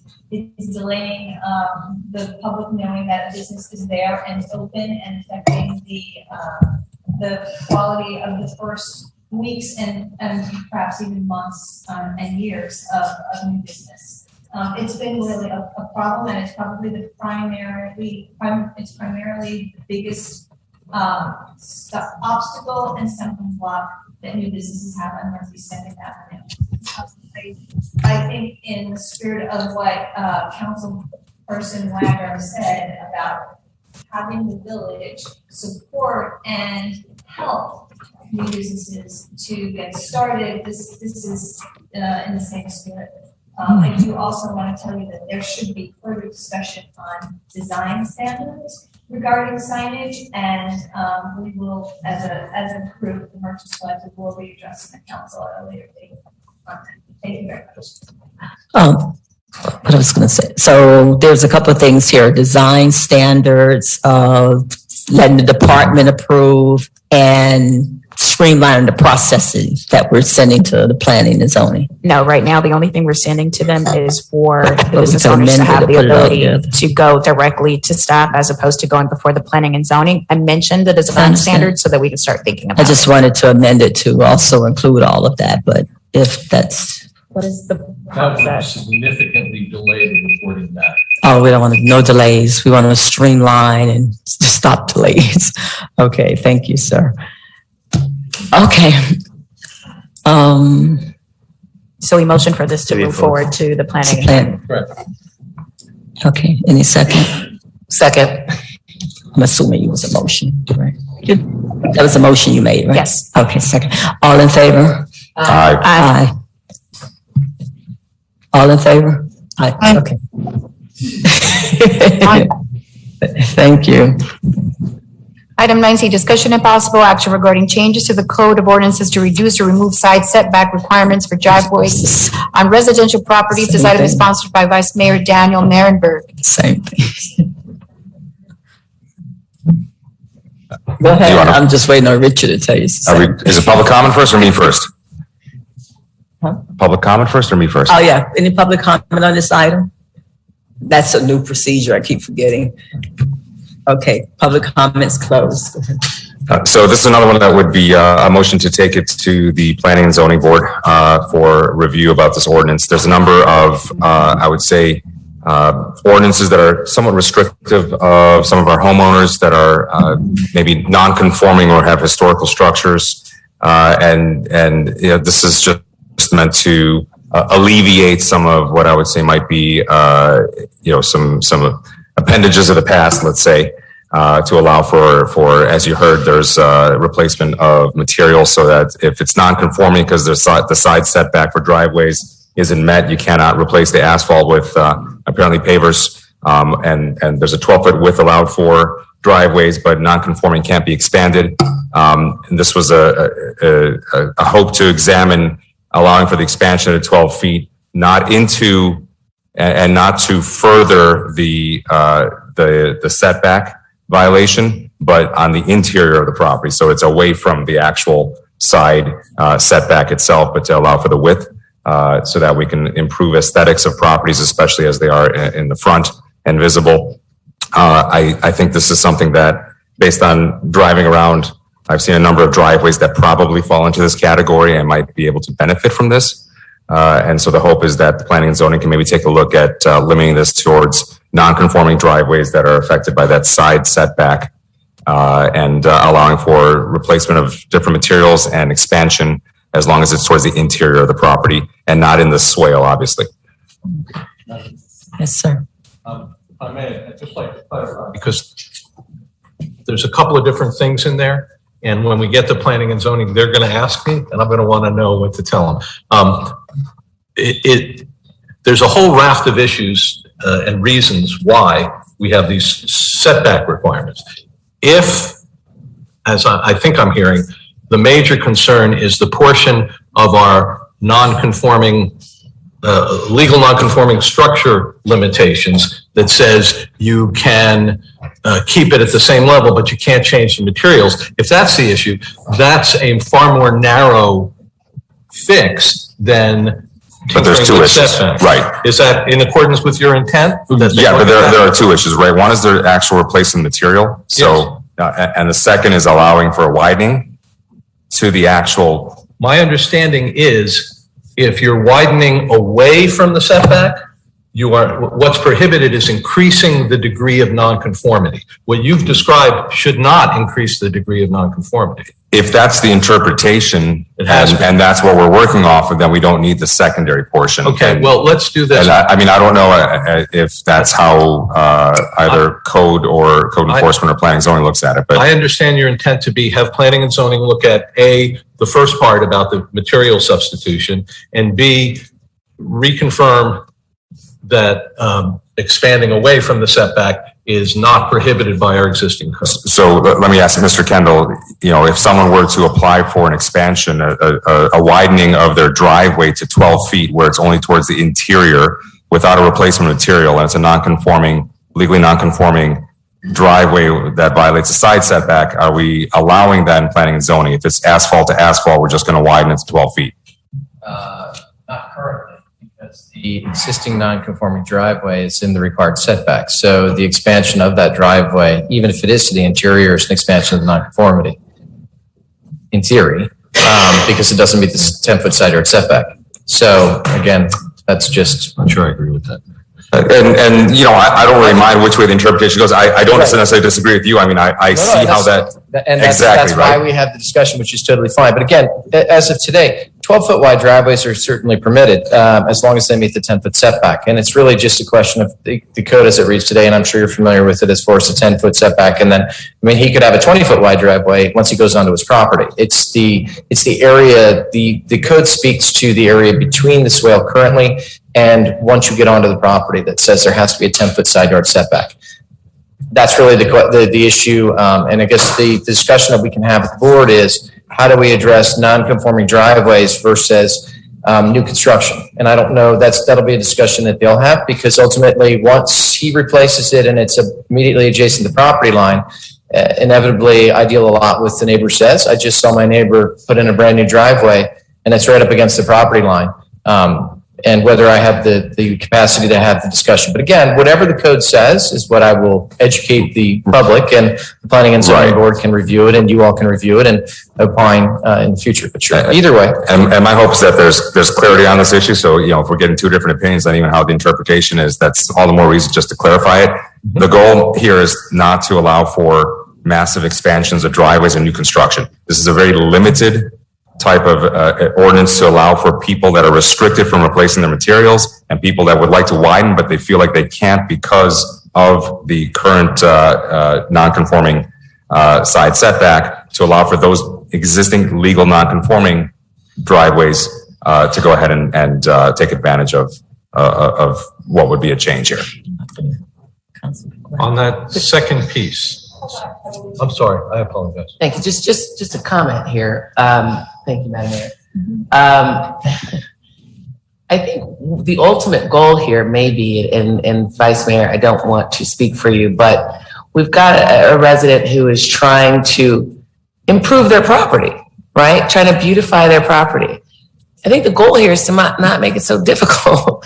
Let's just, I see what you're saying, Vice Mayor, and I think the intent is to provide an outlet for our residents to be able to improve their property within the scope of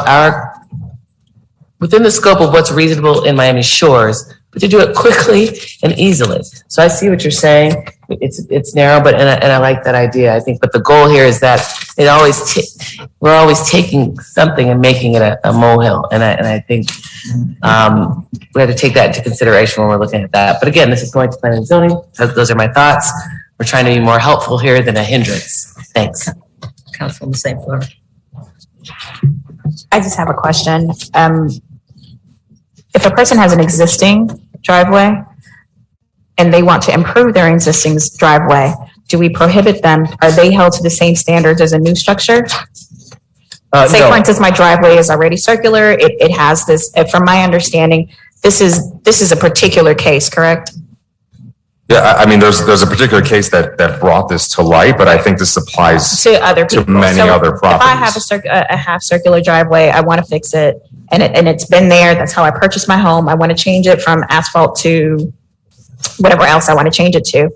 Am I now held to a different standard? I cannot keep that same shape? What is where are we having the You have disconnect? a legal when it was constructed, right? Now, it being legal when it's constructed, what if it was constructed in 1940? Is that different than today?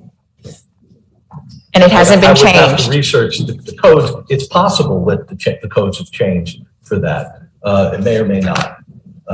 But each of these has to be looked at. We have one right now. It's a big apartment building, and they put something in there in the 50s. Right. And since then, it's been changed a lot without permits, and there's issues up the wazoo, to use a technical legal term. But to answer your question, the normal case, if you got a lawful driveway and you want to work on it within the code, there's no real problem. People do that every day. You want to resurface it, you want to change it to another permitted surface, any of that. So what exactly is the issue that we're coming across here? Okay, I'm sorry, if I may be very specific, I think what the issue is when you have nonconformities in the code, codes change. The driveway that was built in 1950 couldn't be built today by today's standards. Today's standard says any driveways in Miami Shores have to be 10 feet from the property line for the purposes of drainage and design standards for setbacks from the property line.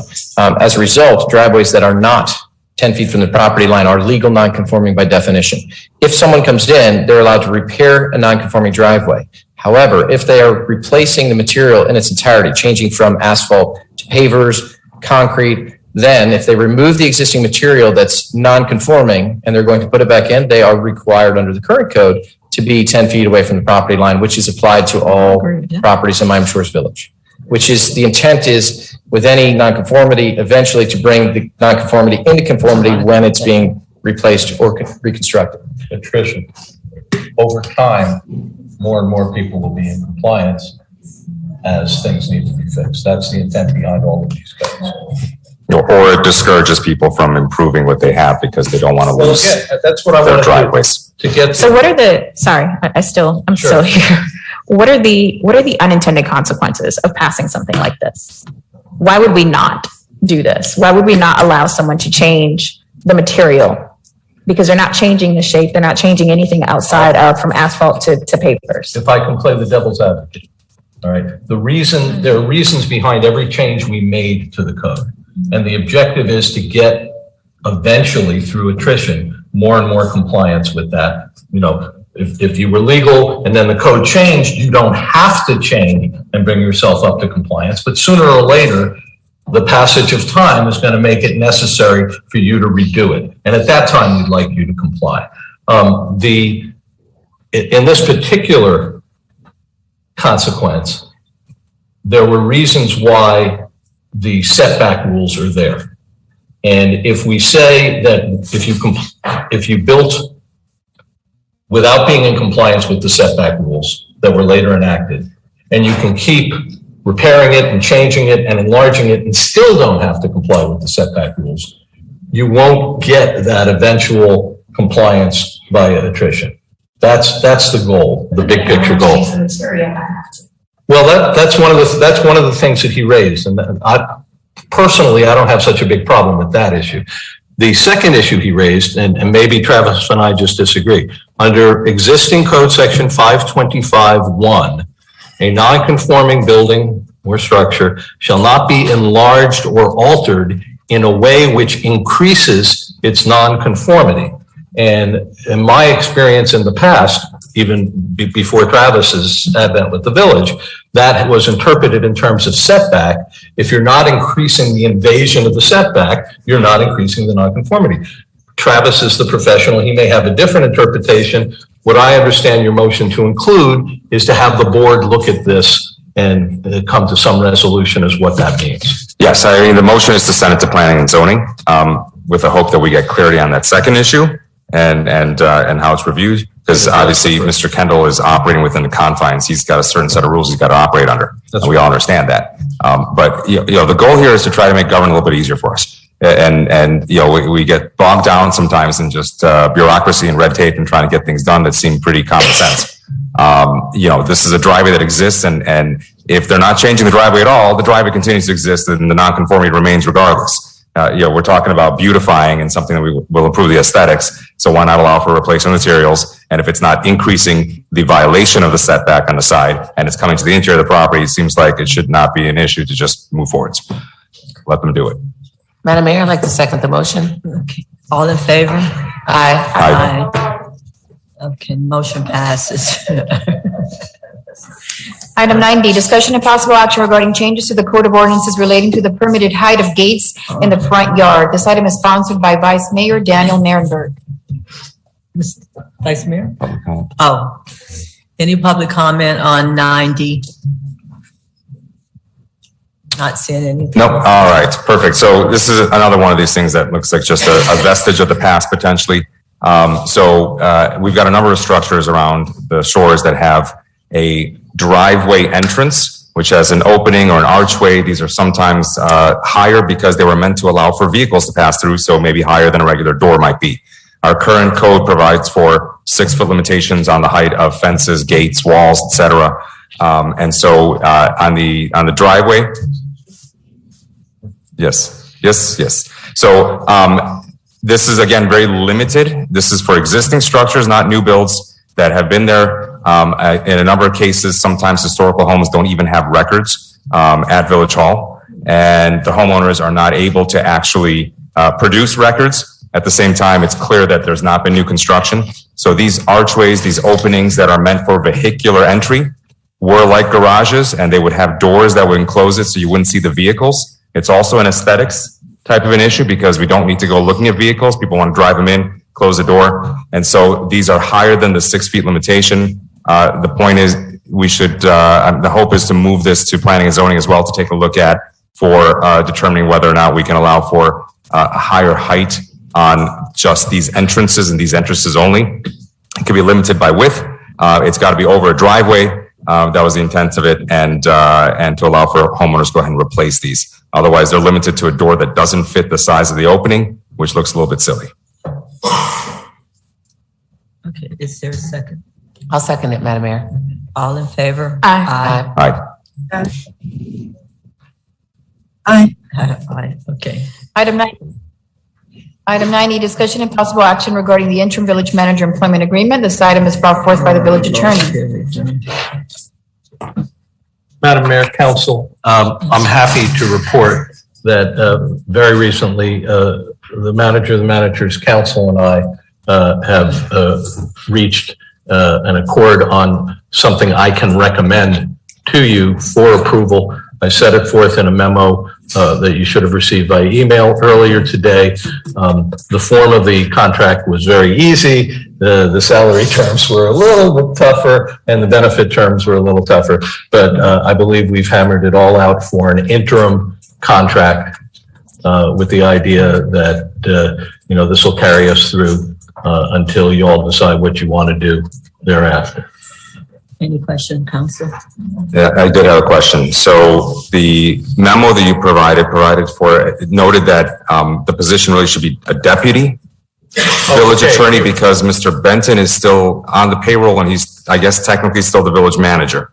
And so my question in that regard is, because I know he announced his retirement as of June 1st, and I think he had some accrued PTO that he's using. My question was, are we not able to just pay out the PTO and The answer is no, and I won't profess to understand all of it, but it's been explained to me both by Mr. Benton and by the finance director. He previously got a payout of different PTO, so he's not allowed to take a payout of this. He has to, quote unquote, earn it out by his vacation time.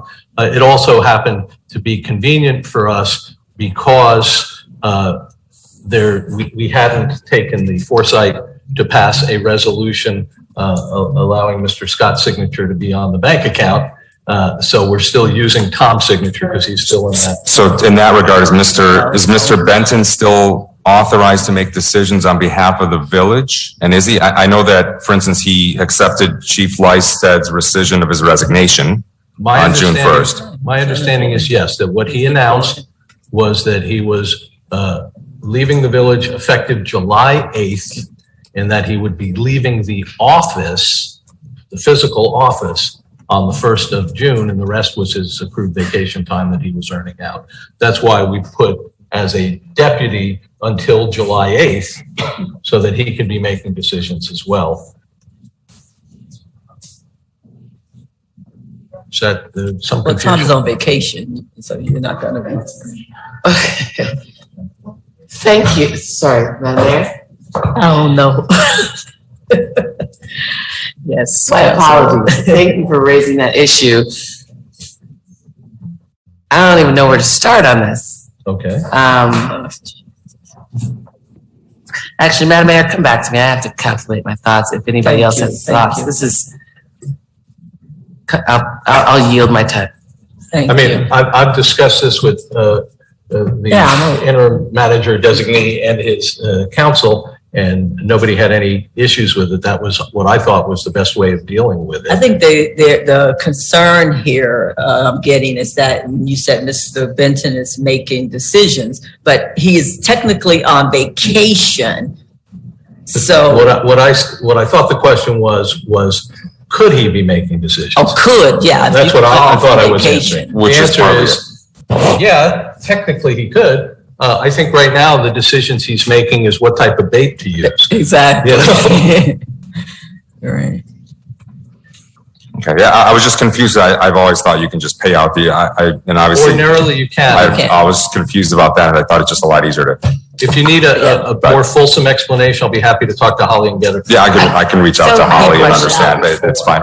Maybe the whole council can get an explanation. We can ask for Not yet, you know. Ms. Chris. Go How do we ahead, fix Ms. this? How do we fix this? You're the village attorney. Let's fix this. Fix what? Fix the facts that this is our village manager. Mr. Benton is no longer here. We need our village manager to be able to make decisions. We need our village manager to be able to sign things. The village manager is making decisions. You just said that he is the interim village manager. That's what you approved for him, is as interim village manager. Am I confused? I think that you're being technical, but what she's saying in reality, Mr. Scott is running the day-to-day village. Correct. But Why you're I'm saying- speaking more technically. Mr. Benton is still an employee, still, Correct. But in He's earning reality, out his vacation. I've been working with Mr. Scott every day. Yeah. You want to weigh in on this? Yes. That's one of the things that, good evening, everyone. Esmond Scott. Introduce yourself. My counsel, Jerry Hamilton, and I we had some questions as it related to that, and that's exactly what I'm hearing from the dais. Those are the sentiments we're hearing. Because if Mr. Benton is still, we were unable to really fathom the fact that Mr. Benton could not have been paid out, that there couldn't have been a a smoother transition, or rather a cutting off, so to speak, rather than going to the circuitous route of going with the deputy manager to interim village manager. The things that we couldn't understand what everything was, and so of course, when you can't understand things, then you heed. And so we heeded, understanding that was essentially still there. So we went along with it to go that route of, as you proposed, to go to deputy manager and then interim village manager. But, you know, we're new to the shores. And so we took it as to how it was presented to us. Here's how I conceptualized it. For the past however many years, whenever Tom Benton would take a vacation and go away, I believe it was Kevin Lystad, the police chief, was designated as the deputy manager. He had the full authority and acted when Tom was away. Tom was still the manager, but the village was run for those 2 weeks or whatever by the deputy. Tom's resignation, as I understand it, fully takes effect in about 3 weeks. He left the office and took vacation for the remaining time. The gentleman on my right is running the village day to day. And I needed to give him I didn't want to have 2 village managers. I mean, I guess it would be awfully complicated. I guess I could flip it around and make Tom somehow a deputy, but I don't know how to even make that happen. But so it seemed very simple to me to just have Mr. Scott run the village as deputy manager till July 8th, where he automatically becomes the interim manager and Tom's employment ends. Through the chair, I think something that could have been done or considered would have been for Mr. Benton to have given some sort of, because since a deputy manager would report to the manager, that he would have probably given a memo or something of sorts to say, in my absence or until July 8th, the deputy manager would be making all the calls on my behalf. But that's probably my question, is everybody actually reporting to you? Are we like, is everything in de facto, do you feel like you're de facto operating? There's no reporting still happening to Mr. Benton, at this point? Because, if he's still technically there and able to make decisions, I don't know if people are still reporting to him. That's why I got confused when I saw this deputy on your memo. I got confused. That question is for me? Yes. Unless there's some things happening behind my back, I get the feeling I'm in full control here. And I'm acting as such. Okay. I just wanted to understand, because it was very confusing when I saw the part of your memo that talked about deputy. Madam Mayor? Yes. I'm perfectly okay with what you just said. I do, however, have a problem with this being the first time I'm hearing it. And just hold on. And I recognize that you were on vacation when we were making this very important decision. However, I feel very uncomfortable that this is the first time I'm hearing that this is, I chose a village manager. This is my sentiments have nothing to do with Tom Benton. They have nothing to do with anything. I was not under the assumption, nor was I under the thought process, or when I'm making this decision, that I was making a decision to choose a deputy village manager. I chose a village manager. I did not know that he would be a deputy village manager. And I frankly was under the assumption or the belief that Mr. Benton's last day and his last action was reinstating or allowing our police chief to come back. So I am a little bit thrown at this moment that he is a deputy village manager and not our village manager. I recognize this is technical, but I have to be honest that this is uncomfortable and I don't like this. Madam Mayor? Yes. If I may. I structured it the best way I thought possible in the proposed contract, which I circulated to all of you before the meeting. It's been there from day one, and I invited anyone to call me with any questions. I got a few questions. I didn't get any questions on this one. Number two it's a proposed contract. If you don't like the way it is and there's a better way you want to do it, I'm perfectly happy to change it. What I thought was important was to get the gentleman the comfort of a signed contract, nail down the terms, and do it as quickly as possible. That's what I focused on doing. I did do a lot of it from North Carolina. I apologize for that, but I think we pretty much got it done. I didn't draft Tom's resignation letter. You all got copies of it. My understanding of what it said is that my last day in the office would be the 1st of June, and I'm taking my vacation time until July 8th. That's what I was told. I asked if there could be a payout. I was told, no, there can't. I was told that by Tom. I was told that by Holly. So I'm open to any suggestions, and you can approve any contract that you like. But I apologize if you feel like this is something that came up at the last minute. That was not my intent. And frankly, it was a little bit of a conundrum. I tried to make the simplest resolution of it that I could. And if it's not acceptable, that's perfectly fine. I appreciate that. I just wanted you to take. Councilwoman Birch? I definitely heard you. All right, thank you. Councilwoman Birch? Mayor Harris, it comes down to a question that we have 23 days ahead of us with this deputy versus interim titling. Should we just change the title to interim? Just take Mr.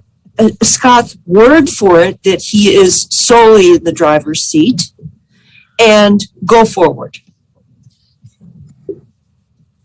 Yeah, if I'm not mistaken, I'm sorry. She's been waiting patiently. If I'm not mistaken, I thought the charter allows for an acting manager to be appointed, not necessarily a deputy, and then they can take the title of acting manager versus deputy. It's all, you know, I think title is title. It sounds like everything is as it should be as far as who's got the authority, whatever else. I just had some confusion when I saw the memo about deputy, and I wanted to understand, you know, what we are and why we couldn't have paid out Tom, you know, just to make it a clean, easy, fix here. I agree with that. I'm not wedded to any particular terminology. The one thing that I did want to avoid, for obvious reasons, is having two managers at the same time. No, understood. You know, but it's hard for me to understand because I feel like if we had, for instance, if you had terminated the manager, they would get paid out whatever their accrued benefits are and they terminate. That's why I'm very confused that you can't actually just pay out, but it's fine. Yeah. We'll find out from Holly or whatever. I'll explain to you. Go ahead, Ms. Thank you, Madam Mayor. So I think Vice Mayor said correctly that I would like Holly to come and address this body on this payout because I'm interested in the transparency of this, and I'm interested in if someone asks me the question, I need to be able to explain this. So I'd like for her to come and make a presentation at our next meeting to explain what you were just trying to explain with the payout versus not the payout. And then just a quick comment to be on the record. This is the reason you have deputy managers and managers you're training, because when you do go on vacation, police chief isn't a manager, right? He has not been trained to be a manager. So we find ourselves in this situation. I'm pleased that you all found a compromise and something that we can all agree on, but I would like to hear from Holly on that item, just for my own clarification, edification, and for our residents, please. Thank you. Councilwoman Wagner, you'd like to hear from that before we get the guy paid and Great question, Okay, Madam Mayor. okay. No, just at our next meeting, just a presentation so that we're clear I have a clear understanding of how that works. Okay, so go forward. In fact, I move item 9E. Any seconds? I second that. Beautiful. All in favor? Aye. Aye. Okay. Aye. Motion. And Madam Mayor, if I may, Yes. while we're on this topic. It's time for our comments anyway. Sorry? It's time for our comments. Okay. Well, just while we're on this topic, so as I was reviewing the interim manager's contract, I did ask for other contracts of department heads, whoever else, our village attorney, our village clerk, so I can understand how we've been dealing with our charter employees and other employees within the village as well. And so our contract for our interim manager and Mr. Benton's contract as well provided for annual salary reviews. I think we don't have a contract for the village clerk at all. There's not been a contract for the village clerk. We have an old contract, an interim village attorney contract, but that was unsigned, but we don't actually have a retainer agreement or a village attorney agreement for Mr. Seraphin as well. Yeah, we do. There's a signed contract, but it's. They weren't able to locate it, right, in the public records request. So, but I think it's important that we review all the contracts that we have. And if they don't exist, to make sure we have contracts for all of our charter employees in particular. They fulfill such an important role for us. And in the spirit of what's in the manager's contract, which is, annual reviews, I think it's important we do annual reviews of our charter employees. That's one of our jobs here. And so what I'd like to do and what I'd like to propose for us is that we do a review of our village clerk and our village attorney, which as far as an annual review goes, I guess it'll be open meeting at our next council meeting potentially, and I'll put it on the agenda to do that. But maybe in the interim, we can all meet with them individually and try to talk through performance reviews for each of them, and hopefully establish a process for all three charter employees. Mr. Scott obviously is new, so I'm not suggesting that for him as of yet. But to go ahead and start doing annual reviews, and maybe it makes sense to do it before budget time, but to start that process.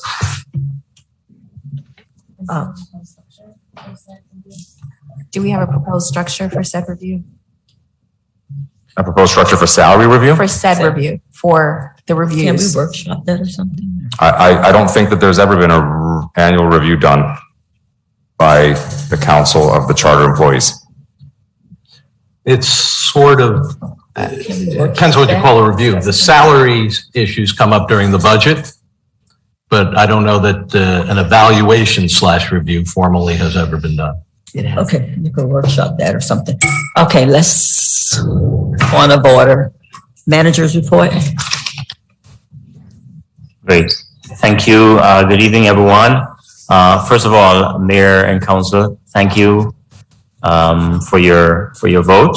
Thank you. I look forward to spending many more days with you, months even. But to do otherwise will be campaigning, so I'll stop. I want to say thanks also to the residents, those of you who have welcomed me with wide open arms and have encouraged me. I thank you so much for being as warm. Yes, it's warm in the shores. I've heard that. I just wanted to give you a quick update on some things that you've asked in this forum for me to work on. What our clerk is passing out now is the summer programs that we're having here in the shores. We are currently, the program started on Monday, today's Tuesday, yesterday. So far we've got 170 total children in our programs. It's awesome in several different programs, and it's just very encouraging because last year, this time, I heard we were at 60 registered. We're 170 right now. And as you know, that's going to fluctuate. It's going to go up and go down as time goes by. But it's good. It's so good to hear our Parks and Recreation, our Recreation Department rather, speaking about the chatter of children and just the playful sounds of people being involved. So we'll keep you updated on those as we go along. I want to also assure you, because June 1st, hurricane season began, and I am not likening myself to hurricane season since June 1st was when I first occupied office here. But I just want to ensure that the village knows that staff is ready in this hurricane season. One thing I did recognize is that some of the issues that we had with FEMA, particularly as it relates to the reimbursements, had a lot to do with certain policies that were not put in place. Now, we all know that FEMA is a moving target, but that notwithstanding, there's some policies that should have been in place, and those will be put in place before the week is over. They're rather easy. Like, what do you do with your force account when it happens? When we say force account, we're talking about the folks who work for us, how much they're paid, Are you going to provide a lunch? Are you going to provide meals for them? Unless you have a policy for those, you're not going to get reimbursed. So it's a matter of going over the checklist and make sure that those policies are in place. So we will do that. I just want to assure you that other than those policies, technically ready, we'll be doing some tabletop exercises just to make sure that staff is ready to react in that proper manner. You had asked last time for us to look at the find grant. That's what I heard. And I just want to tell you that we have not abandoned that. We may have abandoned it in this current form based upon the vote that we got here at the council. However, I have been in touch with Ms. Zimmerman, and we're talking only because I'm the kind of manager who does not like to leave grant dollars on the floor. I don't. So I'll just tell you that I've already engaged her just to ask, even though she is reassured that municipalities that are denied or municipalities that can't really reach the provisions of a grant and the grant may have been taken back, it's not a black eye, even if we decide we don't want to go forward. However, there are several possibilities that exist. And so I am pursuing those with Find just to see exactly what I can bring back to you to report on. So I just want you to know that. I'm proud to hear that everyone is quite aware that there was some activity as it pertains to traffic enforcement. You really couldn't miss it. And that was the intent. Because if you're going through somewhere and you know that there's going to be enforcement, and yes, tickets were given out. I said to the chief, were there an arrest made? He said, I don't know about arrests, but there were some tickets given out, and I'll be sure to give you the stats on those going forward. In addition to that, we have also spoken with FDOT, and they have given us their what their plans are for Northeast 103rd Street. It's always hard when you have these multi-jurisdictional highways going through your municipality. However, they're very receptive, and it's just for the asking. And so they have some plans, including some additional traffic calming devices that they will give to us. I think I'm going to turn it over to the clerk when she speaks, just to speak about July 4th, because I know we mentioned it at the last commission meeting. We're moving ahead with it. That the plans are coming along. It's looking good. But I think now is the time to get the word out there on the street that this is happening within our community. And Mayor and Council, that's all I have for the time being. I want to thank you again for your support, and I look forward to many long productive hours within the village. Thank you. Thank you, sir. Are there Next any? up, village announcements, Madam Mayor? Yes, thank you. Okay. The annual July 4th holiday celebration, including fireworks, will be held on Sunday, July 4th at 9 p.m. on the driving range at the Country Club. The Village Aquatic Center will open at 11 a.m. through 9:30 p.m. with a special barbecue menu at the concession stands. The village encourages families to remain 6 feet apart from one another. Village offices will be closed in honor of the holiday. The next meeting of the Village Council will be held on July 6, 2021 at 9900 Northeast 2nd Avenue, beginning at 6:30 p.m. The council budget workshop is scheduled for Tuesday, July 13th, beginning at 6 p.m. The workshop will be held in the 9900 building as well. June is Pride Month. Please partake at Laps for Pride at the Aquatic Center and chalk it up.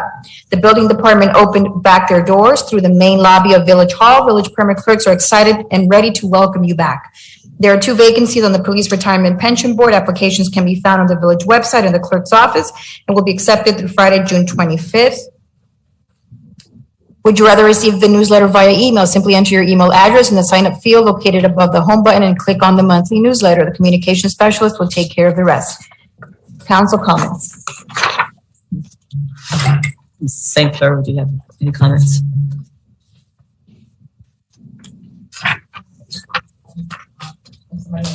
Okay, Councilman. Thank you. Pardon me, Madam Clerk, you were reading fast. Chalk it up for Pride Month. What's the date of that? I have that right here. Just a moment. Chalk it up. Rainbow style, no way better to commemorate the birth of LGBTQ rights. The first 50 participants can receive a set of colorful sidewalk chalk at the Recreation Community Center starting June 7th between 10 a.m. and 3 p.m. Submit your designs to villagrandj@msvfl.gov by June 25th so we can share some of the submissions on our social media page. For more information, call the Recreation Department at 305-758-8103. Okay, thank you. I just want a clarification on that. I'll just keep my comments very brief. First of all, welcome, Mr. Manager, Interim Manager. Thank you. It is so wonderful that there is a manager's report on this agenda. So I thank you for keeping us up to date in what we're getting involved in so that we know what's happening, and we appreciate that. We look forward to your reports going forward. So thank you so much for that. It's great. There was a gentleman here that said he met, I believe his name was Damian Stinson, actually. He said he and his neighbors met with the chief to discuss a plan. Is that the same? Is that tied into the FDOT plan? Or Yes, is that something they're on different? Northeast 103rd, and they were having some sort of meeting. You know, I with neighbors, understand. and so the chief met with them. Right, I think it was that's last Thursday. But that's the FDOT piece, because I'd like, if there's another plan outside of this, I'd like to know about it again. Yeah. So that I'm aware and so that the council is aware. Well, actually, it incorporated some FDOT conversation. However, the main thrust was to hear from the residents what they were going through and for him to apprise them of what PD was doing. And so I hope the chief will see value in community policing. I hope that he will see value that, yes, some people know who he is and his presence, but I hope he'll make his presence known around the entire village. If you could pass that message on for me, that'd be great. And lastly, one of the residents mentioned informational pamphlets for residents. I thought we used to have one of those that came out, right? We do. I don't know if we still have them. Maybe time to update. Yeah, maybe we update those, Mr. Manager. Yes. I think those are valuable tools, and it was helpful to me when I moved in, and I know some of my other friends that moved in. So maybe we can look into that and make sure those pamphlets are available and maybe put them around the shores. I think we had two. I think we had new residents and then we had new business. Correct. I think you're right. Yep. So if we could look into that, that would be great. Yes. And that's all my comments for this evening, Madam Mayor. Okay. Are you ready? Ready. There was a woman who spoke earlier about the library event. I'd like to say that I did look forward to attending that library event, but unfortunately I had to go to Haiti for family reasons. But prior to that library event, we also had a book reading at the library, and it was a wonderful event. We enjoyed ourselves. Kids came. I think almost everyone here was kids. Their kids were there. So we are using our facilities. We are using our libraries. We are using our parks. We'd like to do a lot more of that. And I think that we are going to continue to do a lot more of that. The other thing, a couple of people came and they mentioned what happened here at the last council meeting. I've been on the record in being someone said Zen, very kumbaya, very let's all get along. But let me be very clear. When I walked outside, the energy and the aggression that was shown towards a fellow council member was unacceptable. That behavior, when a police officer has to restrain a resident from what looks like visibly attacking a council member or in their spouse, that bothers me. That makes me uncomfortable. And quite frankly, we've gotten correspondence. I was not there, but I can tell you what I saw was a police officer restraining a resident from approaching in a very aggressive manner our council member and their spouse. As a woman and as a person who sits on this council member, I would be, and I am very uncomfortable thinking that if there are members of this village that do not agree with me and how I see things and how I govern from here, I would like to believe that we do not deal with that in that way. As the village attorney, so this is to you, village attorney, I would like to know what do we do to make sure that that we are safe? And how do we combat that type of behavior? How do we make sure that our residents understand that we can't be verbally abused and we can't be physically attacked? That's not okay. That's never okay. And aggression in any way, shape, or form, and threatening aggression at that, I'm not okay with that. It's not acceptable. And I can give all the wonderful speeches and say, hey, let's all get along. But when we have police officers, and that much I did see police officers restraining a resident. It's not okay. It's not. And yes, we received a letter from that person, and I recognize that person said that I said things, but when we speak, we're not speaking to empty rooms. We're not speaking to empty audiences. We do not have to like each other to respect each other. We do not have to like each other to love each other. We do not have to like each other to want this village to be great. We are very privileged people in Miami Shores. Very, very privileged. I just came from a country where people do not have shoes, people do not have running water, and they still manage to respect each other. We can do that in this village. We can govern from this dais, and we can respect our residents as council members, and our residents can respect us as their council persons that they have voted for. We will continue to do our best. But Mr. Manager and Mr. Village Attorney, I want to know that there are things in place to protect us as council members, because that will not happen again. And I would hate for it to happen to someone like me. And I would like to piggyback on that, because ever since I've been elected here, some of the things I've seen on Facebook, Nextdoor, some of the comments I've heard has made me personally unsafe here. I didn't see the incident that happened last week, so I don't know what happened. I was not there. But I have felt unsafe here. I've spoken to Mr. Benton every meeting that we've been here that we need a police out here. We need a police out here. And then when you came on, I said the same thing to you. And every time I'm here, I'm looking for the police. I said to you earlier, Crystal, do you see the police? I shouldn't have to be sitting here worried about where the police is. I'm sure they've had council meetings for the last 50 years, not worried about where the police is. So what's different now? Well, if I may. Please. Actually, in the other council chamber, I don't know if you all know this because we haven't been there in a long time, under the desk, there's little buttons. Well, it ain't under this desk. I know. And they ring at the police station. But there is an officer in the room tonight, and we can continue to have an officer. Well, I've been requesting that. It showed up, I think, 2 meetings ago. Yeah. I mean, thank God. You're all correct that everybody needs to understand how to object without being objectionable. Right. And how to disagree without being disagreeable. But there's always going to be, in a free society, people who cross the line, and the police are trained to know how to deal with that. I understand your concerns. I don't know how to prevent people from getting out of hand, but the police are there to protect everyone. And, maybe the manager has a better idea, but this is not something that has happened often in the past in the Shores to the extent that it happened apparently the other night. So hopefully it's an outlier and not a trend. Thank you for having police here. We should not have to have police here. Yes, we should. Number 2, I want to reiterate, words have power. So I am speaking to everyone who is listening.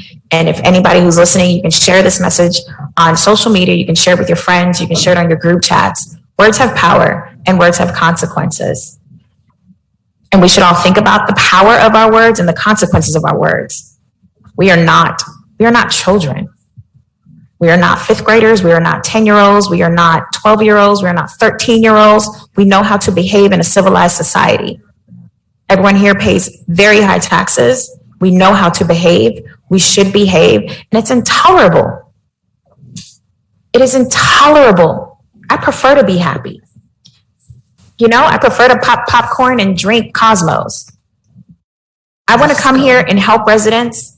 I want to come here and make this place beautiful. I want to do what I said I was going to do running. I do not want to come here and have to be worried that if someone says something derogatory about me on social media, that I have to come to council and be afraid that somebody's going to follow me to my car. That's not okay. And again, I need to know that there will be consequences for that type of behavior when it happens in the future. Councilwoman Birch? Yes, just briefly, can you hear me? Yes. Oh, good. Okay. I feel I'm going to freeze at any second, so I wanted to say to the group that is with Mr. Damon Stinson of the 103rd Street and surrounding homeowners association, what they said they were doing is absolutely the most wonderful way of making progress in the village. They worked out a plan. Their story was heard. That's an important thing. When you're having difficulty as a group of residents or even as a single resident, your story needs to be heard. Their story was heard again and again, individually, but they grouped together.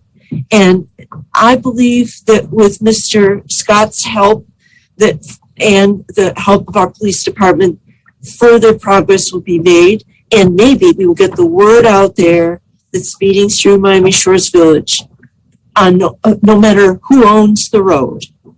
And I agree with Mr. Scott that multi-jurisdictional roadways are some of the most difficult changes to make.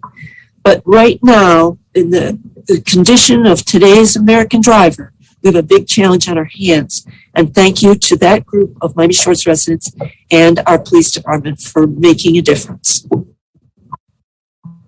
Thank you. Vice Mayor. And thanks for all your comments. Three very quick things. First of all, two of them just open items I want to keep fresh in the council's mind.